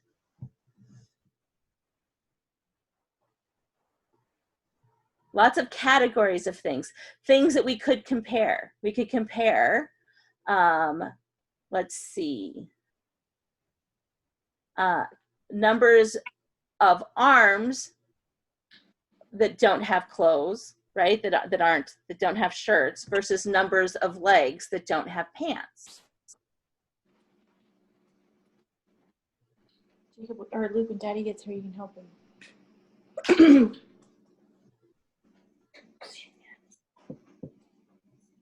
We could count the numbers of buttons we see versus the number of buttonholes that we see. Are there zippers? I don't think those are zippers. I think those are all buttons.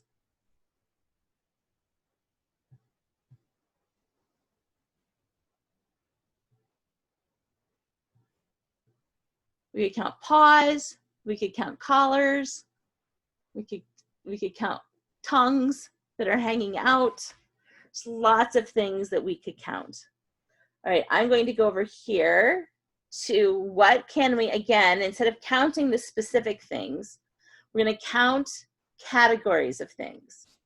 And there is a lot here to count. Colors. So, could tell me more about colors, Yunyan. Well, notice that the different color has different lengths. Okay, but when we're counting colors, do you want to count all the colors Or do you want to count different colors? I want to count different color first. Okay. So we could count the different colors. And then we could count total colors.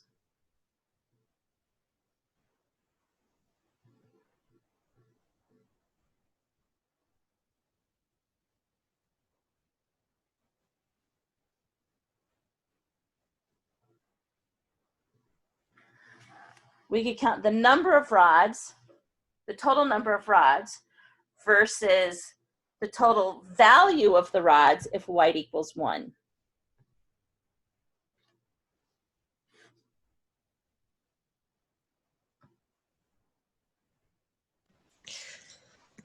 The number of rods that are the same in the first train and the second train. So the rods that they have in common. Is that what you mean? Yeah. Okay.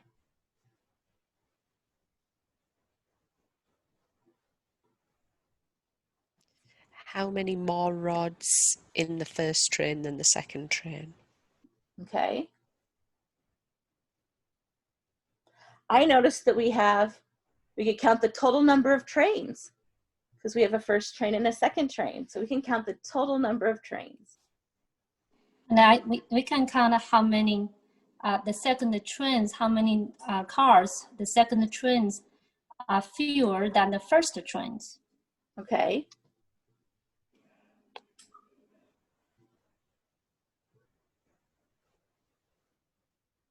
We could count odd rods versus even rods. We could count odd rods and even rods.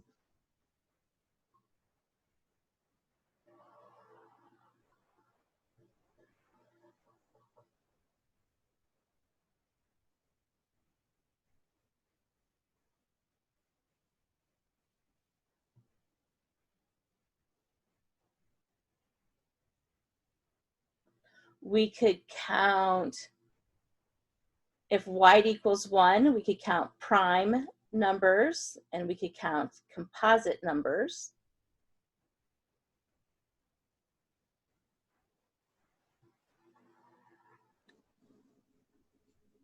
We could also count how many rods we could put to make that empty space.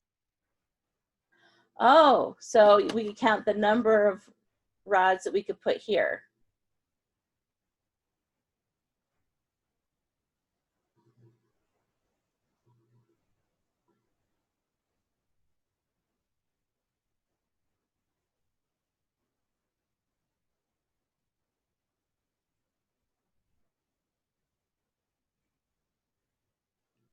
We could count,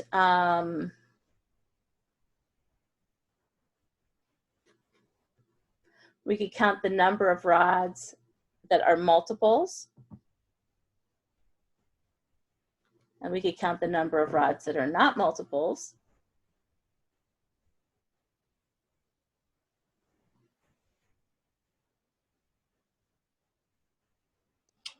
Could we also try to see if we can arrange these rods in the same length of trains?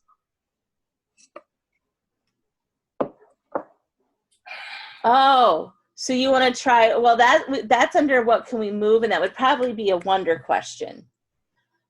So Union wonders, and they will come up. These will come up, so just put it in the wonder section. Can we rearrange these rods so that they're the same length? We can make 2 trains of the same length.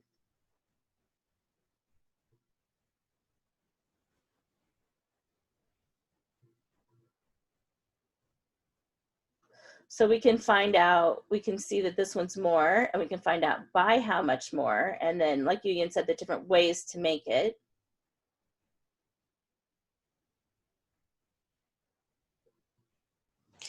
How many different combinations would there be using the other rods to make up the tan rod, to make the same length as the tan rod?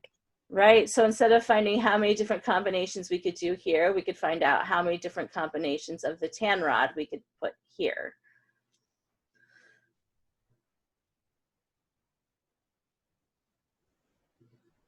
Or we could just simply see how many combinations we could put, rearrange the cars at the So, trains. okay, so we could do, so the bottom one, we could count the number of ways that we could rearrange these cars and versus the number of ways that we could rearrange these cars. That's a lot. It's a lot of counting. And there's still more things that we could count. All right, I'm going to go through the next one. So we've done the who, what, we did where, we did what, who, what, where, when, what kind, how many, things that we can count. And then the next one we're going to ask is relationships. And so when we talk about relationships, the question we always want to ask when we're talking about relations is to what? That's very important. So I can have familial relationships, which would be my mother or my brother. And to my mother, my relationship to my mother is that I'm a daughter. My mother's relationship to me is that she's my mother. We do not have, so it's always to what is what we want to ask. Let's see what we have over here. So we can have relationships of distance. We have near or far. We have pattern relationships.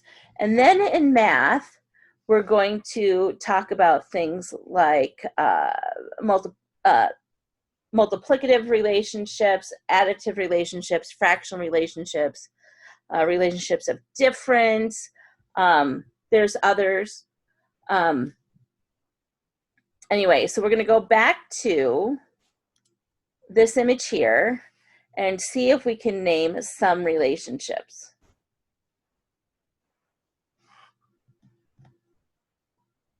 This one isn't going to be as easy because we're missing information.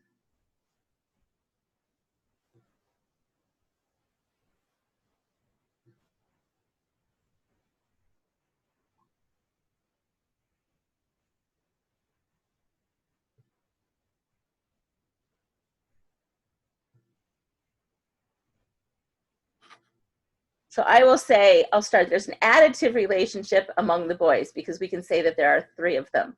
That's a little bit like cheating for this.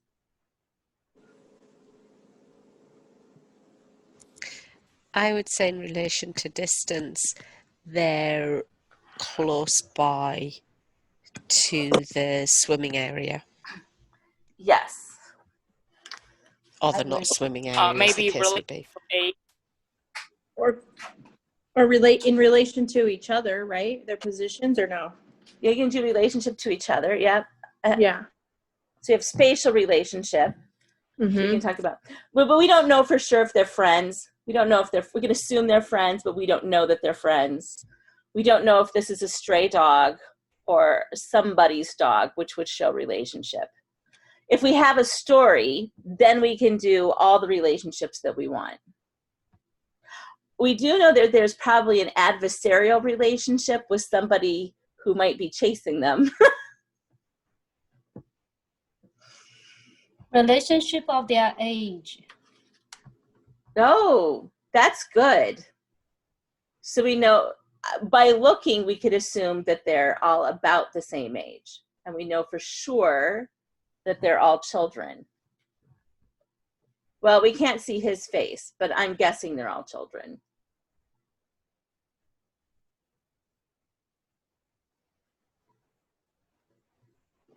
All right, this one, I'm going to go here. So relationships here. We're going to limit this because otherwise we'll be here all day.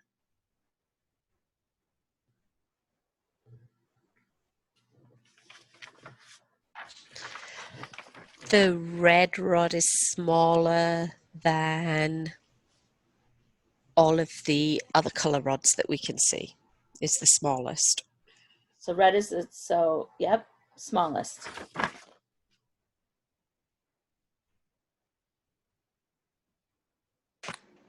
I'll just go for the obvious that tan is the largest. Tan is the largest. So that immediately, when you have somebody who says that that's the smallest and that tan is the largest, then my next immediate question would be by how much? So that we can get into specifics. So it's larger by how much or smaller by how much? So it depends on which one you're comparing with. Yes. Yeah, so the red's relationship, so how much red is smaller than tan by how much, and tan is larger than red by how much? I can see that red is half of orange, or orange, purple.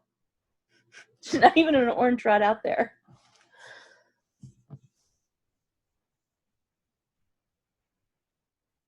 I can see the yellow and the purple is longer than the longest one, the tan.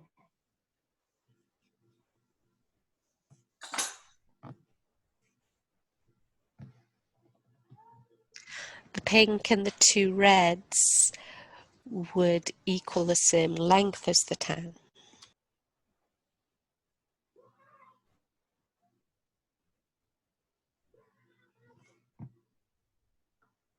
I can see that the red and the yellow and the purple and the red and the light green are end to end, which means those are added together.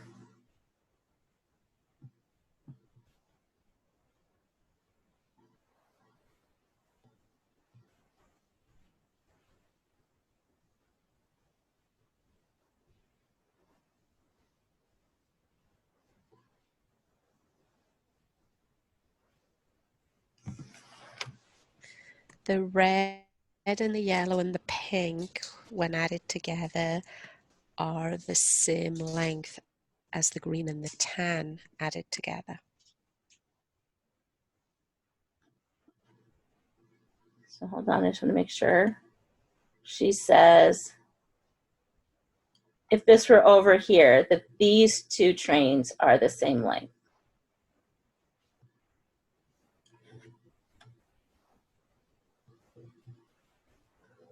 Or I say the bottom train is red and yellow, shorter than the top train.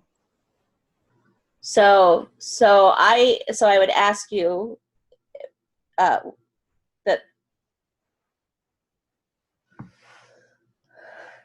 and we have a hard time getting language out now. So the top train and the bottom train have a relationship of then addition or difference? Well, I think the kids would start with the difference at first. Okay. And they say that's the difference they have.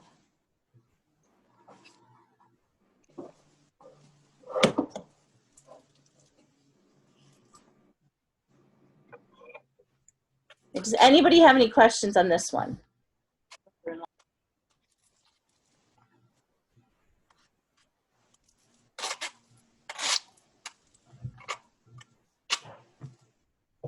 Okay, I see two reds, so those two have a multiplicative relationship.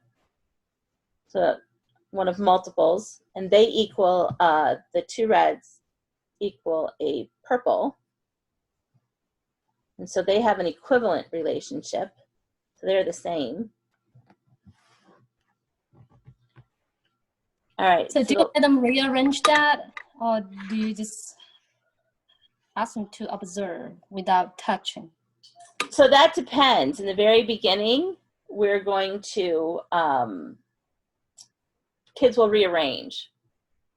Like, it's helpful to see it, they'll want to rearrange. And then we can talk about movement and then see more relationships. So, you know, that's when you get into wonder a little bit. We'd move them and then we'd see more relationships. But as they get older and they've done this enough, then they can just see this in there, do it without touching the rods. So that would be the next step. But in the first step is doing it by actually physically moving the rods to see.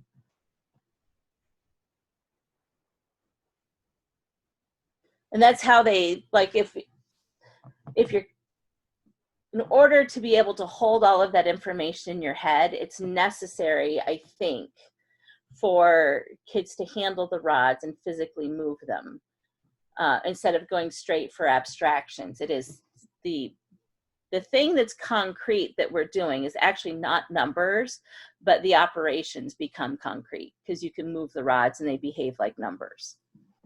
So we're not looking for a concrete representation of number, but we are looking for a concrete representation of the operations.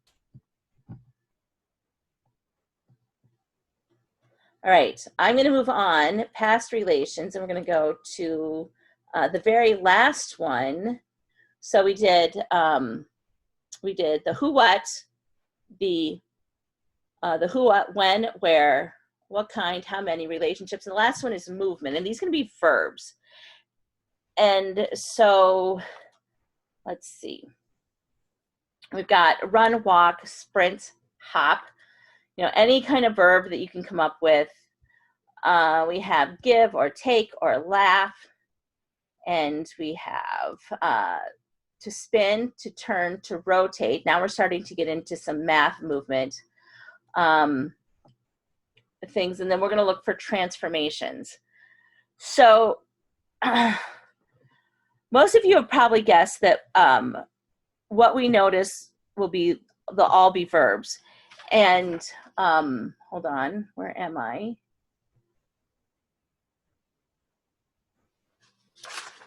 Here we are. The last one that we have is like on this list is transformations. And this one, transformations mean changing one thing into something that's similar but different. And the ability to transform and recognize transformations is vital to students' success at math, the transformations and movement. And I'm going to address that, but before we do, I just want to go here and look at movement here before we go to the rods.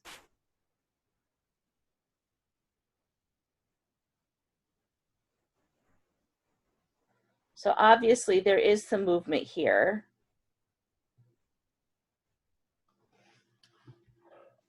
Turning. Let's get turning, obviously running.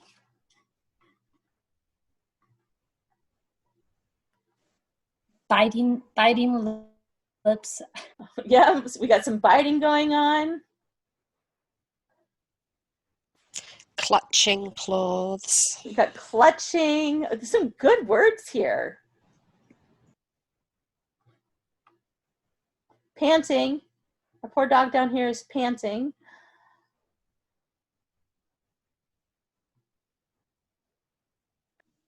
Shirts flying. Shirts are flying. Hair Sprint. dripping. Yeah, sprinting. Probably not running. Sprinting might be. And the dog could be bounding. Dog might be bounding. I got splashing. There's water down below, so there's some splashing happening too. All right, I'm going to go to here. So it's really hard to see movement here on PowerPoints because I can't actually move the rod. So I just have the top train, the same one that we had before, and we would read this: red plus yellow plus pink plus red plus light green. And then I have this one, and we moved something. What moved? You switch the yellow and pink. Yeah, we just moved the yellow and pink. So can you read this train using plus to mean that we have put the rods end to end?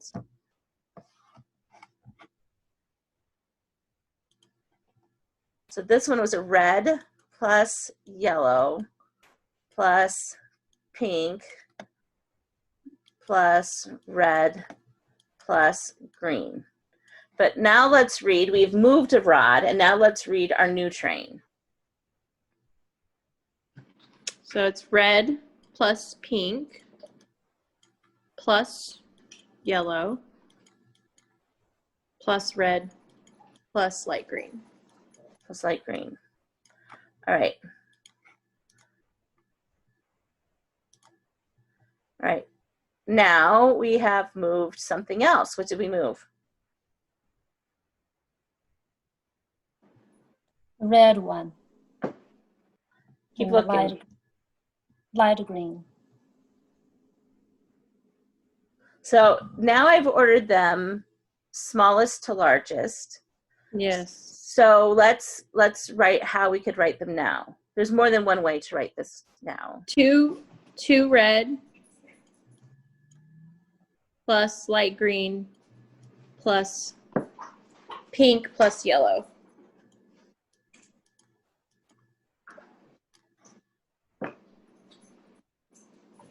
So we wouldn't necessarily, so we're moving them now, so we're getting into like a little bit of the wonder, what could we do to transform this? But all of these things, all of these, this one, and this one, these statements are transformations. And kids have to be able to recognize transformations because that's most of what math is about. And if they can't see them, it's going to be really, really hard to function and to get the most out of math.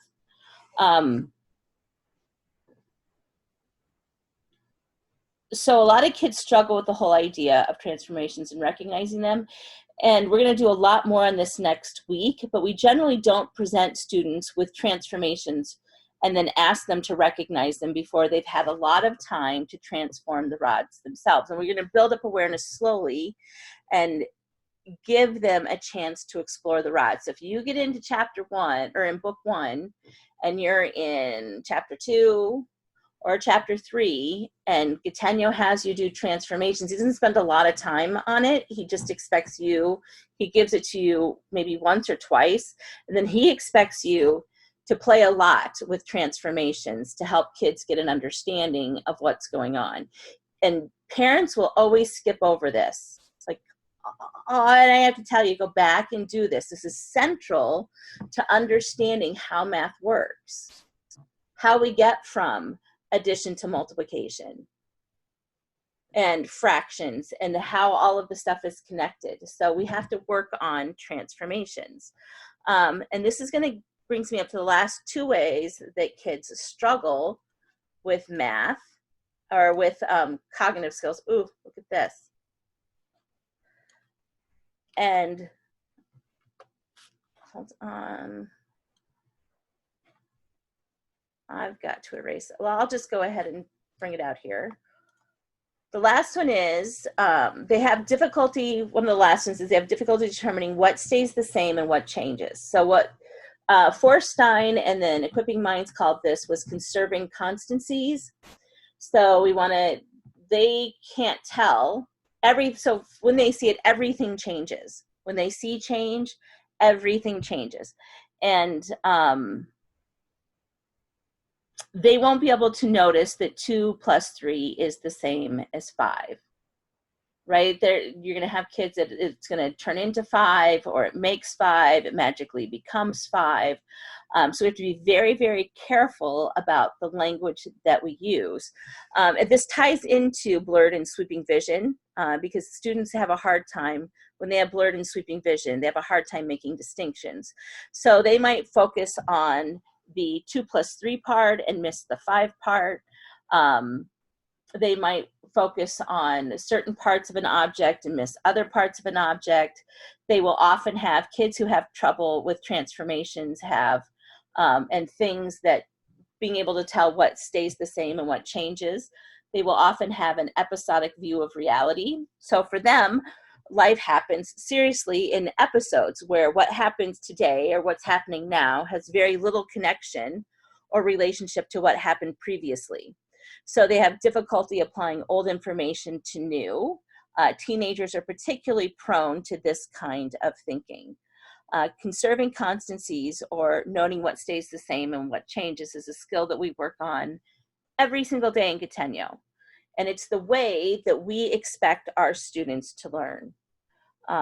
We expect them to be able to apply old information to new situations, but we don't do this all at once.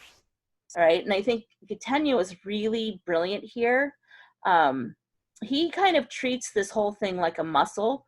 So from the very early transformation exercises, which seem obvious, they are important to laying the groundwork for comparing and contrasting. And we don't go straight for abstractions.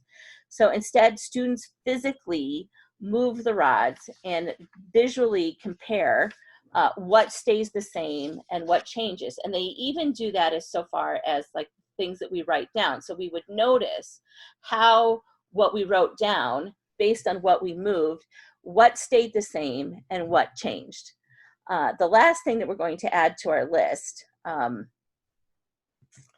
things that you need to watch out for is difficulty, kids that have difficulty holding more than one piece of information in their head at the same time. So in putting a puzzle together, they might see that they might notice that the colors are the same, but be unaware that the shape doesn't fit, or they might notice that the shape looks about right, but unaware that the color doesn't belong there. In completing tasks, they often won't recognize all the information required to complete it. When tasked with sweeping the floor, a child may get a dustpan out, but not a broom, or they'll get the broom, but not the dustpan. So when clearing the table, they might remove like all the dishes, but leave the food, or they might gather up the food and the dishes and leave all the crumbs for you behind. They'll like recall disjointed pieces of information and they won't be able to put it together into a meaningful whole. They'll forget steps required to complete a task, and they'll often have difficulty because they can't hold information, two bits of information in their head at the same time, putting themselves in other people's shoes. If your kids struggle in this area, I think this is where Gattegno he excels. He believed that math is an activity of the mind and that it involves making lots of mental transformations. And this means that someone has to hold massive amounts of information in their heads to be able to retrieve and use it. And this is one of the reasons why he doesn't use memorization. So if it's, we don't do this overnight, we work in phases, and we work by first manipulating the rods, and then we do the same exercises so the rods are out, but we don't touch them. And then we just work mentally. And we also work by comparing first one rod to one rod, then two rods to one rod, then two rods to two rods, and then more than two rods to more than two rods. And each time we come to a structure, we add more information, but we aren't adding a lot of new information. Most of the information stays the same. And this helps students keep track of all of those bits of information that they have to hold on to in their head. Does that make sense? So when you guys we were doing before and we were reading relationships, there's nothing in those rods back here. Oh, I can't just go there. Yeah, there's nothing here that tells you what those relationships are. You guys are all pulling those out of your heads from what you understand. And we're not touching the rods, we're not moving the rods. They're just bits and pieces. There's nothing here that tells you half or double or anything else. It is just stuff that comes out of your head. It is the stuff that's mental work. And that is the stuff that we don't do that overnight. Oh, let's keep going. There we are. All right, so I'm done with all of the notice part. And if you guys want to stick around, I thought this was from Maria, and this is her daughters. And I thought we would do some notice and discover on this particular piece of free play. So like, how would this actually look if you were doing free play? I don't know how many of you guys are left and how many of you still want to stick around to do this.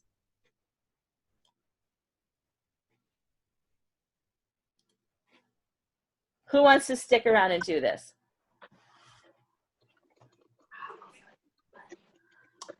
I'm here. Okay.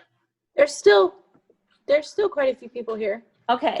There's 8 of us, well, including you. Okay. All right. So if we're going to do this, so I have been practicing different ways of doing it in our house. So we've done 2 things. We've gone through systematically and started out with the who, what, the where, the when, the where, the how many, the what kind, the relationships, and movement. So we did that. We've done that first and just systematically worked through all 7 of those qualities. The other thing that we've done, because they're not so easy to separate, is just randomly notice whatever you can, and then gone back later and categorized those things into the who, what, into the 7 different things, and then went back and then systematically worked through the 7 things, the who, what, the where, the when, to see if there was anything that we missed. So I don't care how we do this, and I think there's value in doing it both ways.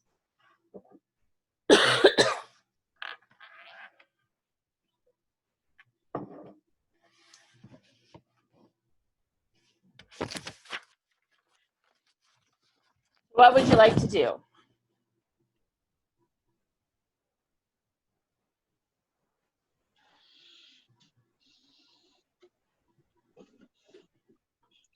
Are we doing noticing first? Yep, we're gonna notice, and then so we're going to do. Did you just come in? Or have you been here the whole time? Oh, me? I came here around 2 something. Okay. 2, I think 2:30, 2:20. Okay. I'm not So sure. are we what doing the time- noticing? Yeah, we're gonna do noticing, Yeah. and so just notice what with the 7 different categories. So. Mhm.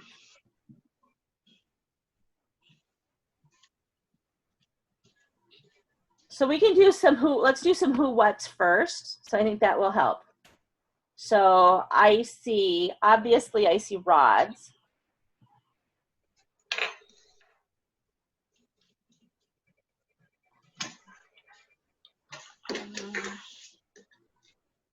Are they on a table or a wood table? Yep. So that's a where. So why don't we do that? Why don't you just say, when you're going to say it, see if you can figure out what category it belongs in. So you'd say they are on a table, which is where. It falls under what category? So that would be where.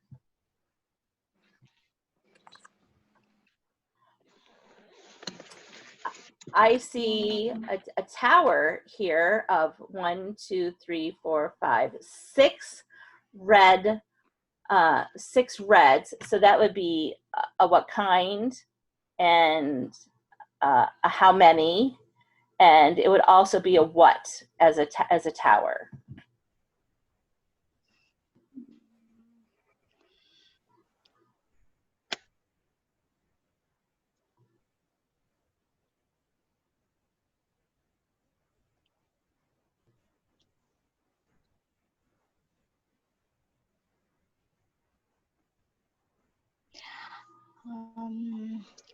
I noticed there's a blue in the very bottom of the wood of the. I think those might be dark greens. I don't think those are actually. I think they look blue, but I think they're dark greens because the blue would be much longer. So there are 3 dark greens and the side to side, and I am not sure if it goes all the way in the bottom. Okay. I don't know what.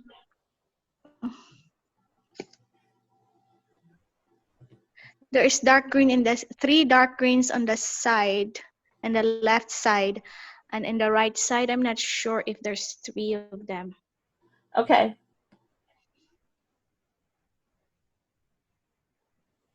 I notice a red staircase that's actually a red staircase. It looks like steps. And I notice that it's 3, then 2, then 1. And those are not an end-to-end staircase. Those are side by side.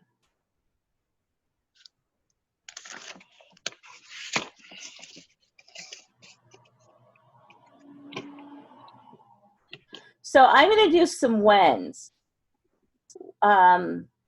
what was built first? The four purple, I'm going to just call them these 4 purple pillars. What do you think was built first? These 4 purple pillars, or the yellow rods that run the length of this structure? What do you think was built first?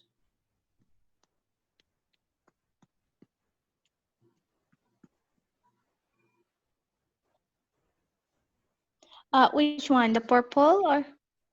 Yeah, do you think, so what do you think was put in first? Do you think so I would call it I'm not sure if this is what kind of structure this is, but so let's say these floor pieces here of yellow or these pillar pieces here of purple. What do you think was put in first? I would say I think the the yellow. yellow was put in in the first. Yeah. Yellow. Yeah, okay, so tell me why you think that might be true. because I think it fill in and it fill in the blue inside to side so that it will get they will have a strong foundation to put the pillars. Okay, so she thinks it's because it was a fill-in for the floor. Any other reason that you think that was what came in first? Anybody who said the yellow first?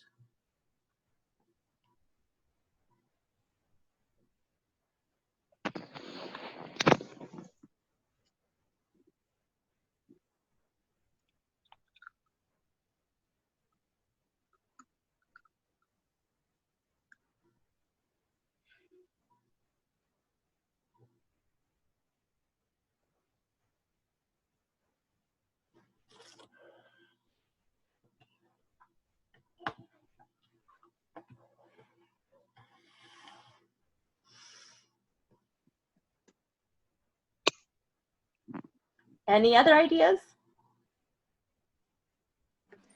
About why we think Yeah, the yellow. why do you think the yellow went in first before the purple pillars?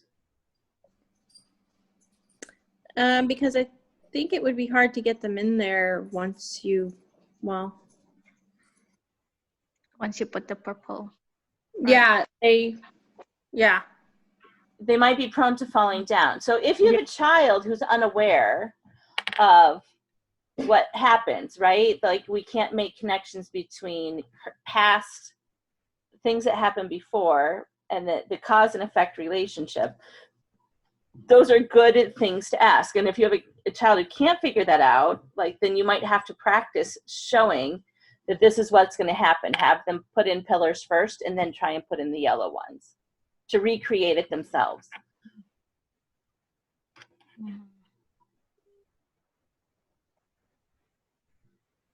And the same thing, which one do you think was made first? Do you think this light green structure or the red structure?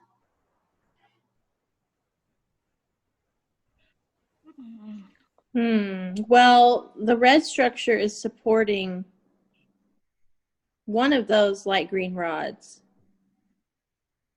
To me, it looks like it. So you would need the red structure. Maybe the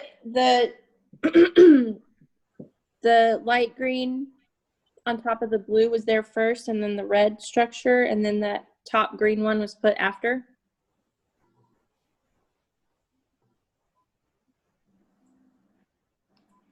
I think that's reasonable. Huh? I think that's reasonable. Yeah. So what are some things that we could count? We can count the dark green in the left and right. The foundations, the dark green, the very bottom. So we could count the dark greens in the bottom. We can count the pillars. We can count the pillars. We can count how many yellows that is filled in inside. How many yellows are in the inside? How many stairs? How many? The red stairs. count the number of stairs. We can count the number of rods in the stairs. Mm-hmm. Mm-hmm. And we can count these red stairs on the left. So this is a tower. Yep. We can count the tower. Yeah. And we can count how many green to fill in that between the dark green on top and then the tower. Okay. So we can count these.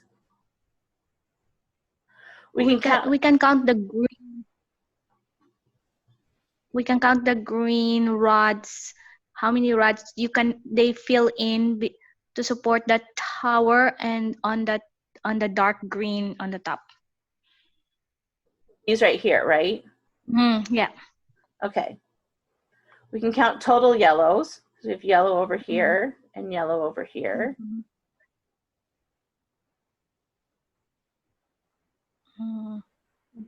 Well, then there's the black too.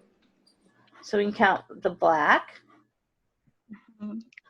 I noticed that this black makes a square. Yep. Yep.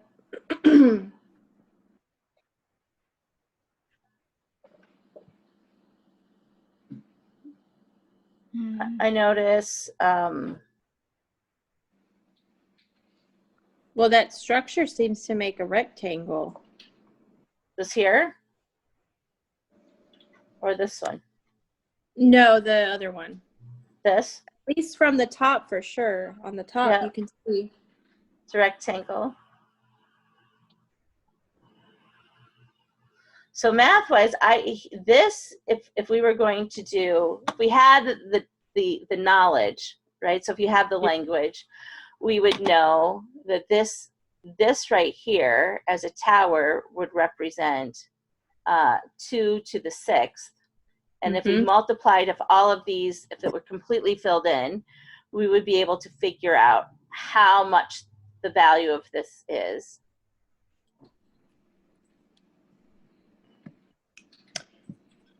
The rectangle too, or the square too, the black and yellow square. Right. So what is that square? What is the value of that square? I'm assuming it's filled in. I can't really tell. But you've got 2 of them. So 2 of the what squared? Well, is there 5 yellows? But there might be one on the bottom. Well, if this is black, yes, and this is one rod this way and one rod this way, and this is black, what size square will this be?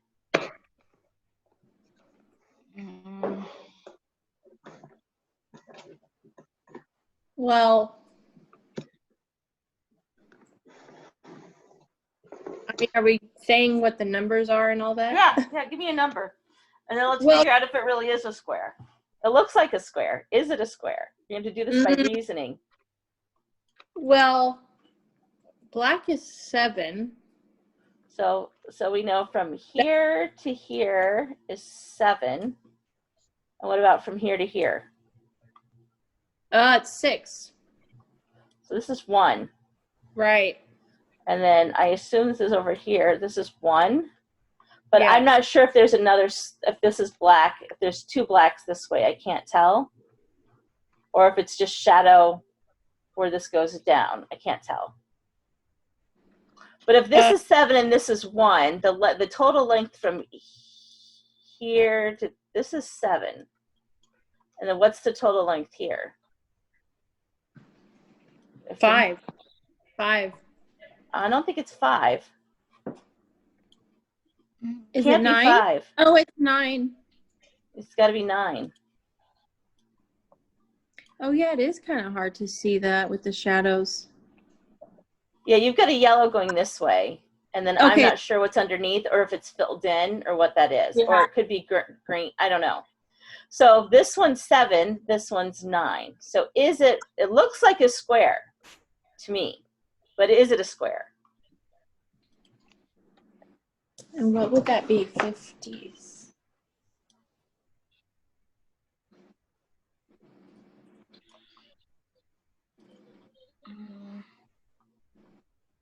Well, So you're going to have 9 times 7, right? This is Yeah. 7 this way. That's what I would do.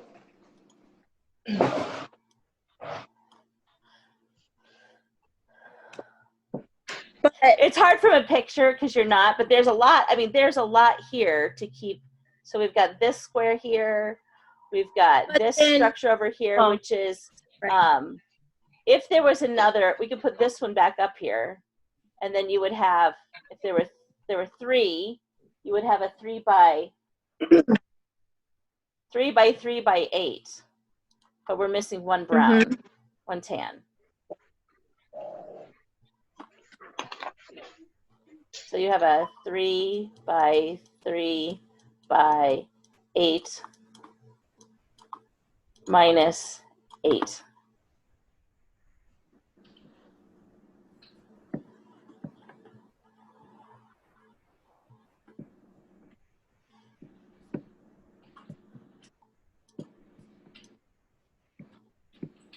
All right. Anybody else? You guys are got. I'm getting tired mentally. What time is it? Yeah. It's almost 3:30. Yeah, I think people are getting tired. I'm getting tired. Do you guys have any questions for me?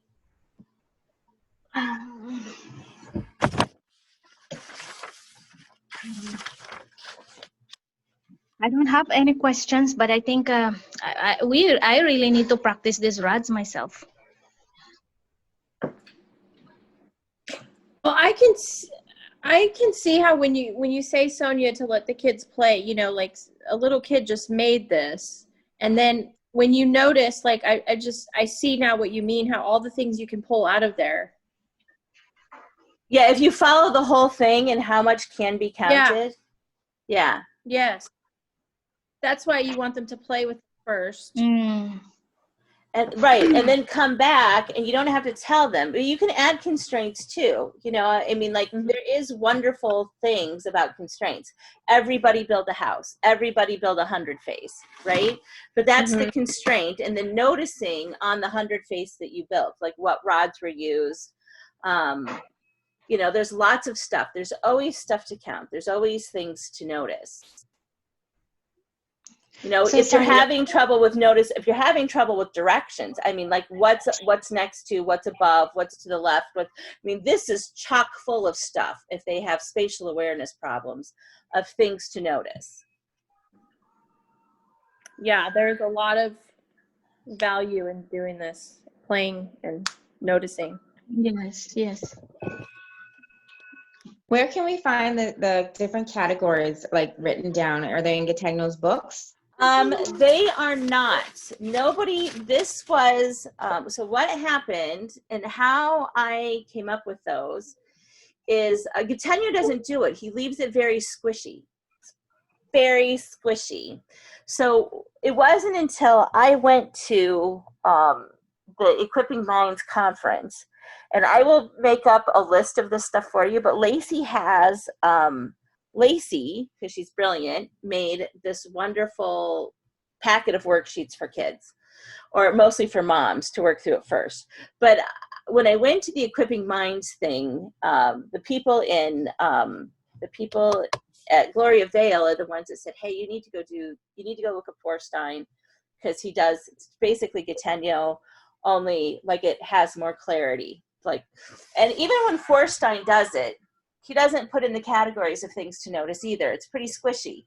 So it was when I did, because I have ordered his books and read them. But what happened was Carol said, like, helping kids come up with categories, right? Like that's one of our jobs. And that's one of the things that Gategno does. It's all about algebra, is how we're going to, like sorting, how are we going to sort information? And it was like, oh my goodness. So she went through Aristotle's 10 qualities.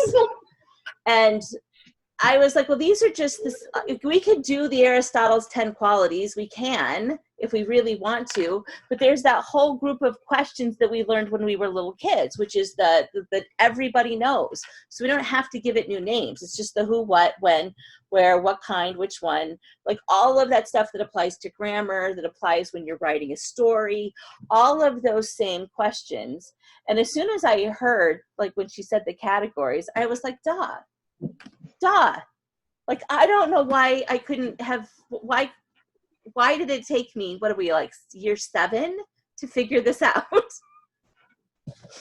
Like, as soon, you know, it was just like she said categories, and I was like, oh, yeah, duh, categories. I can do categories. So do you think Gattegno just kind of assumes that, or he kind of, because he doesn't really teach that part. No, but neither does Feuerstein, even though has more clarity than I think Gattegno does. And even Charlotte Mason kind of does some of this stuff. She's the observation, but it's all very fuzzy around the edges. And I was always really having a hard time like getting people to replicate what I did.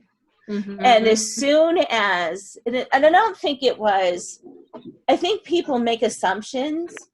I think Gattegno made assumptions about what people understood and how people think. And I think Charlotte Mason makes assumptions about what people understand and how they think. Yeah. And I don't think it's as clear. If you have a cognitive impairment somewhere, right? And all of us do. All of us have some kind of cognitive impairment where you don't see all things, and then you don't see what you don't see, right? So if you can't see what you can't see, repeating to me that I need to go look, right? Like, that's not helpful. It's not helpful at all. So when you've asked people to notice and wonder, I know for sure that parents will put a structure in front of their kids and say, without any context whatsoever, what do you notice? Without mediating it. And the kid is probably staring at the parent going, I'm not sure what you want from me. And the parent's looking at the kid going, I'm not sure what I want from you either. That's exactly what happened in my house. And I just I asked Jeanette, I said, what are we supposed to be noticing? Right? And so for me, I didn't have that trouble. Like, let's count colors, right? Like, let's notice colors. Let's notice, my son would say things like, this looks like a Wookiee. Great, I'll write that down. Whatever you can come up with, I'll write it down. I don't care, because what I wanted you, my goal was to get you just talking about the rods, right?